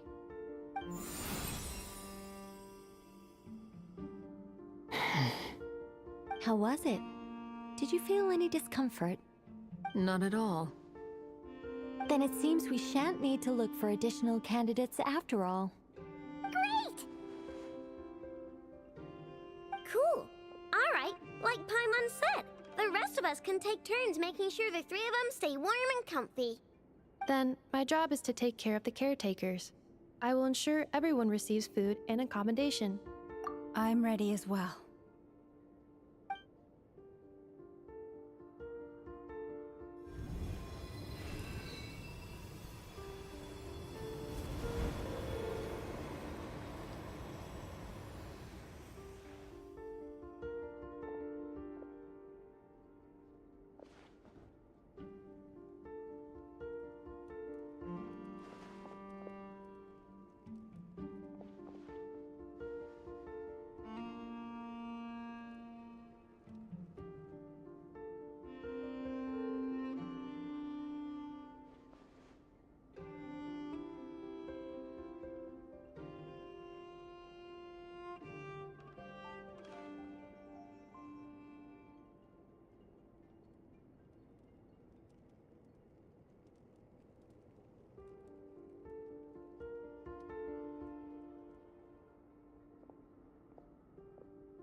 The work is done.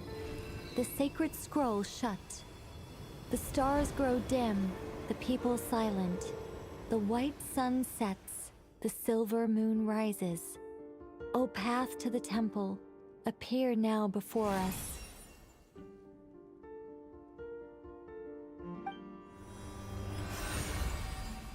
Wow! It really opened! So that's what all this is about. They've been trying to open this gate. Come, let us enter. It might be best to eat something first. Take care to chew properly and swallow slowly. It will give your body time to readjust to the digestion process. They will head in soon. They will need to enter this gate.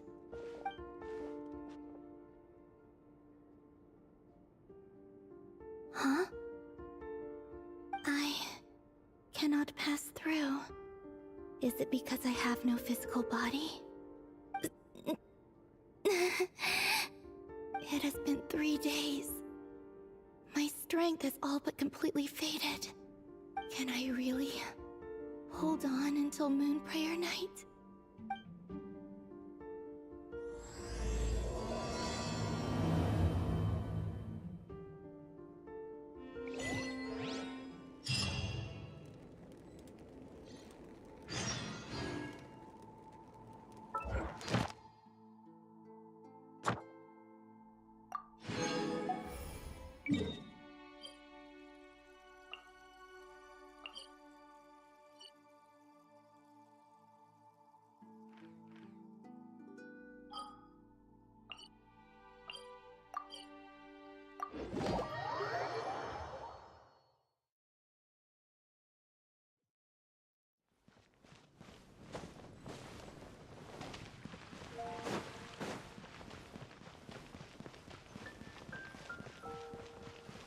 Ad Astra Abyssosk.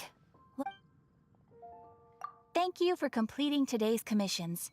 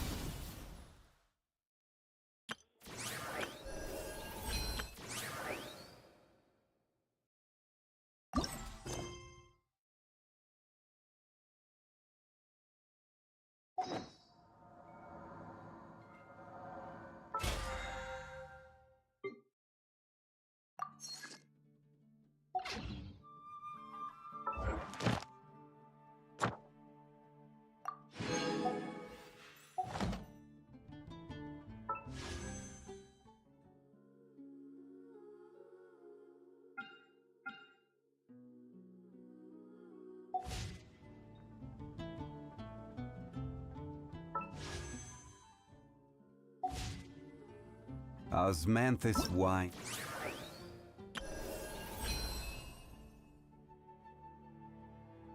Taste it. Same as I remember.